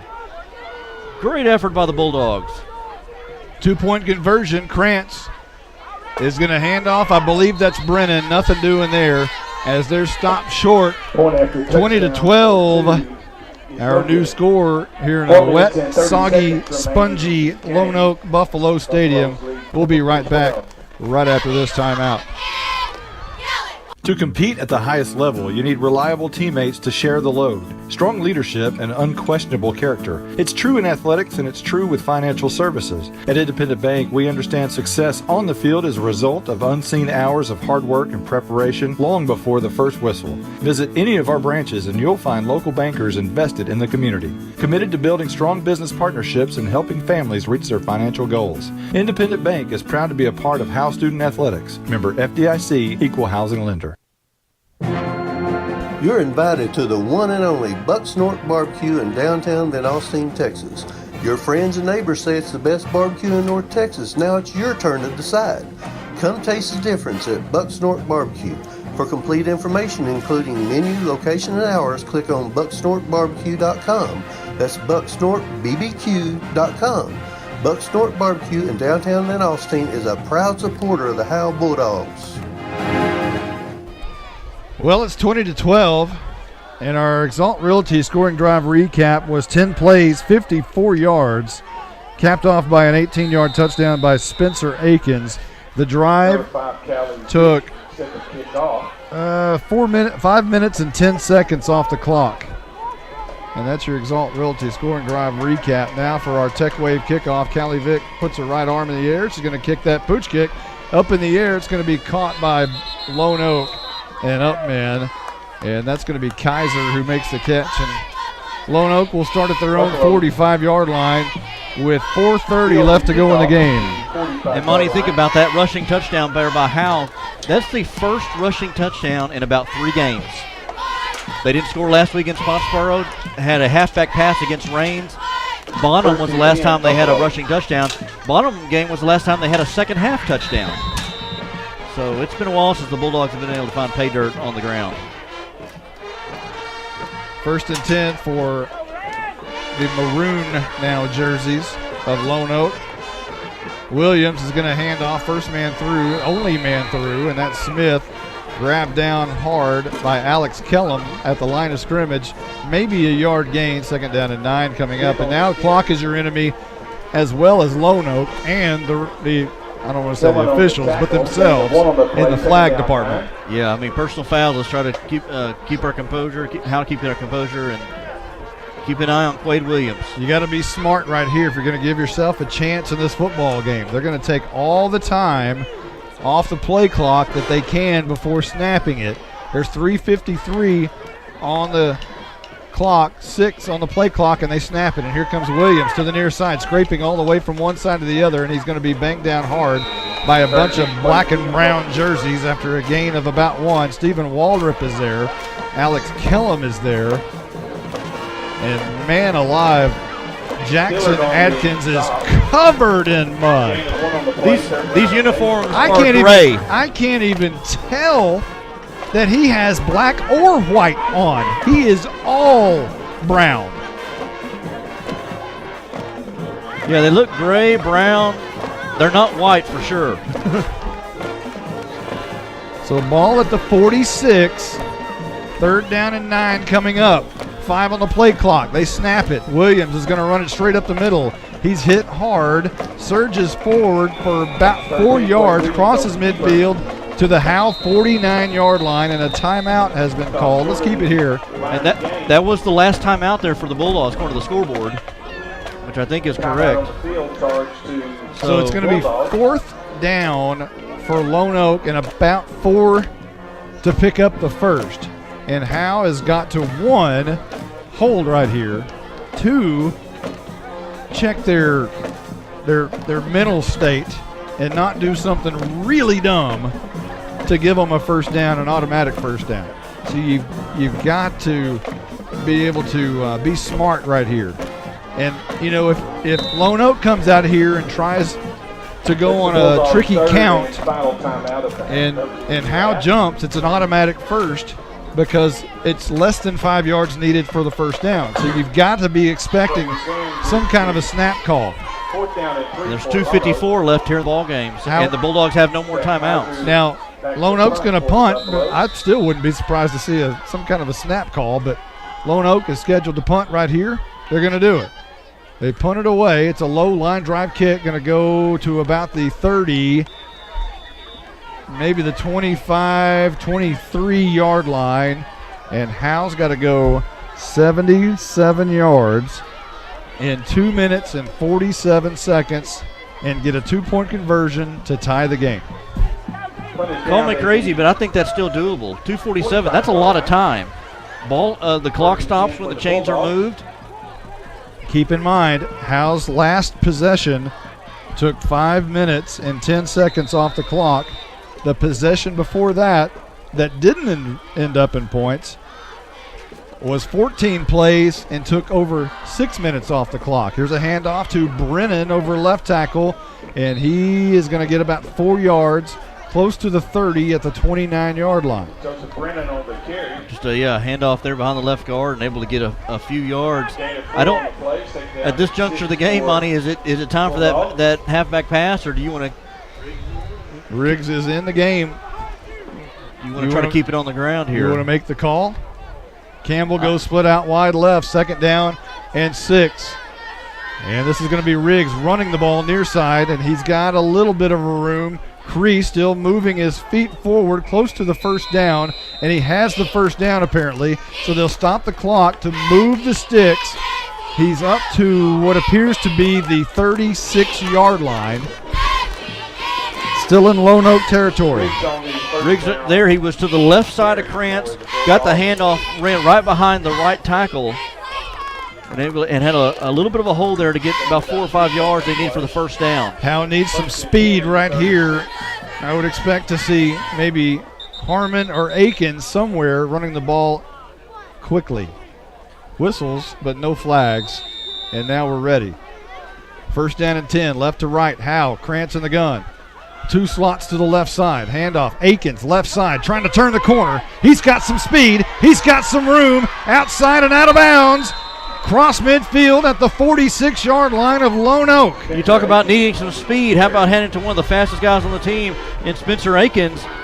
Able to get around that left edge there and get out of bounds, the most important part of that, and first down. Minute 51 on the clock. We assume he got out of bounds. They have to stop the clock to move the sticks. It appeared to me that he was out of bounds, but Howe's in a hurry here. Krantz actually in the gun. He hands off to Brennan over right tackle. He gains 4 to the 45-yard line. A minute 43 on the clock, and it's moving. You bring in guys like Cameron Blessai. Mason Riggs is in there now. Howe's making a lot of substitutions. They're going to have to maybe ditch that as a minute 30 on the clock. Krantz in the gun. Riggs stands to his right. Riggs gets the carry left side. He is stopped and then has to turn it to the right after a 2-yard gain to maybe the 45-yard line. And Howe trying to substitute players in. There's a minute 13, a minute 12. Clock is rolling. It's 3rd down and 6. Ball spotted at the 44-yard line. Riggs got the handoff, tried to move it outside, and then a defender came in and brought him back inside, kept him inside. Under a minute, 59 seconds, 3rd down and 6. Howe from the Lone Oak 46-yard line, needing a touchdown. Handoff. That's actually Krantz who's going to keep it around the left edge. It was the reverse, who gave it to Riggs, who then handed it to Akins, I believe, around the left side. It's 4th down and 1. There's 37 seconds on the clock. 4th and 1. Here comes Howe. Krantz in the gun. 4th and 1, wanting to throw the football. Krantz, lots of time, looking, heaves it deep down the field. It's going to be almost intercepted. And that one is incomplete. No flag as Krantz was hit hard, but apparently not enough to draw the penalty. And with 21 seconds left to go in the game, Howe has turned the ball over on downs. Lone Oak will take over, and Howe's playoff chances have just flushed down the middle of the Lone Oak Buffalo Stadium field. Interesting call there, 4th and 1. You make your living on the ground, and you have Krantz throw the ball, and it wasn't even anywhere near the receiver, almost intercepted. I thought you'd try to run with Riggs or even Blesseye or any of your running backs there and just see if they can give them a chance with 4th and 1, 4th and 2. And then you get up, and you have to get up and spike it. And I don't know if you've worked that with Krantz or not. Maybe. And there's the Buffalo knee. So that's the final play of the game. How your Bulldogs will miss the playoffs again in 2018 for the 2nd year in a row. And the Lone Oak Buffaloes had a member of their team just flop in the mud right now with anticipation of them still being in the playoff hunt. How Bulldogs, it appears to be eliminated. There's still 2 games to go. I don't know about the mathematics of it all, but it's almost virtually impossible, I would imagine, for the Bulldogs to be able to make it. Yeah, there's had to be a lot of things go on here for them to win. Next week is a winnable game against Commerce. Anything can happen against Van Alstyne, but yeah, I think mathematically you may have a chance, but I think pretty much you had to win tonight to give yourself a better chance. Well, I would. I still, once a Bulldog, always a Bulldog, and man, you just have to tip your hat to these kids. They played to the final buzzer. They made it interesting at the end. They could have laid over, especially after the night they had with all the penalties and flags. And gosh, it was just a disastrous evening in the situation of the field conditions and the situation of the penalties. And I have no idea how many yards of penalties that this football game amassed, but it is a very large number. It was ridiculous how many penalties there were for both teams. Yeah, but especially for Howe. And one thing that I bring up too is the bye week. Man, the Bulldogs would really need a bye week, probably right after the Boyd game, or maybe even after the Rains game, to nurse injuries, to kind of reset. But unfortunately, they don't have the bye week until the end of the season. But they could really need it right now. You are correct. What a disastrous call that Howe got for a Week 10 bye week, being the 5th smallest school in 3A Division I, competing with the likes of Commerce and Bonham and Rains and Pottsboro and Van Alstyne, schools that have 110 kids more than you got, and you don't even get a bye week in the middle of the season. That's really tough. I mean, that's a tall order. And it's something that, could be addressed with the UIL even. I don't want to scream sour grapes. You still have to play, and you don't want to make excuses, but goodness. And when you're already behind the 8 ball, and then you don't even get a bye week. Yeah, that's what I thought, too. I was like, I don't want to whine here, but, yeah, why not give the bye week at the end of the year to a team like Pottsboro, a team like Bonham, a team like Rains that has, can go too deep. Not a team like Howe that, last week they only had 19 players finish the game. They were able to actually play. Yeah, it's a tough evening. The Lone Oak Buffaloes, watch them do spell out, kind of like Howe used to do back in the 80s when Howe was really good. They do the spell out here, and then they huddle up. They're doing their thing. Howe's on the far side with their Bulldog paws in the air, and the Bulldog band doing the school song and the fight song. And it's going to be a long bus ride home of about an hour and 15 minutes all the way back to Howe. The next week they have Commerce. That is back at Howe. You've looked at the field since last week. What's the field look like over there at Howe since last Friday's game? Well, has it got any better?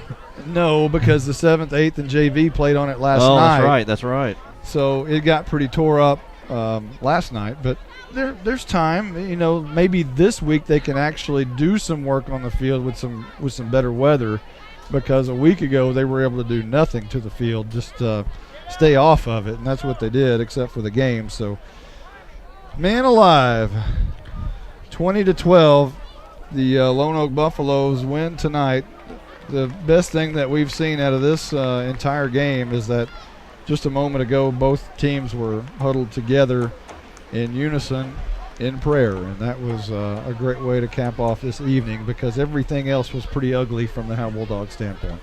Yeah, that's good to see here, especially after just this kind of one of those games that kind of brings you together. You know, you're tired, you're muddy, you're wet, and to kind of get out there with even with your opponents there and have a time of unity together, that's a good thing. Well, for everyone who's been a part of this one, it's a 20-12 loss to Lone Oak, which virtually eliminates playoff hopes for Howe. A tough one tonight, but again, we'll be back next week for the Howe and Commerce game at Howe, Texas. It's senior night at Bulldog Stadium, which is always a fun festival for parents and the seniors on the roster. For everyone who's been a part of this one, I'm Monty Walker. We will see you next week in Howe, Texas. You've been listening to Howe Bulldogs football on HoweEnterprise.com, and is brought to you by Ed Meacham State Farm, Sonic of Howe, Scoggins Funeral Home, Attorney Micah Belden, Bucks Norton Barbecue, Tech Wave, Robertson Welding Services, Knight Furniture, FBC Howe, Howe Athletic Booster Club, Independent Bank, Exalt Realty. This has been a presentation of Grayson Publishing.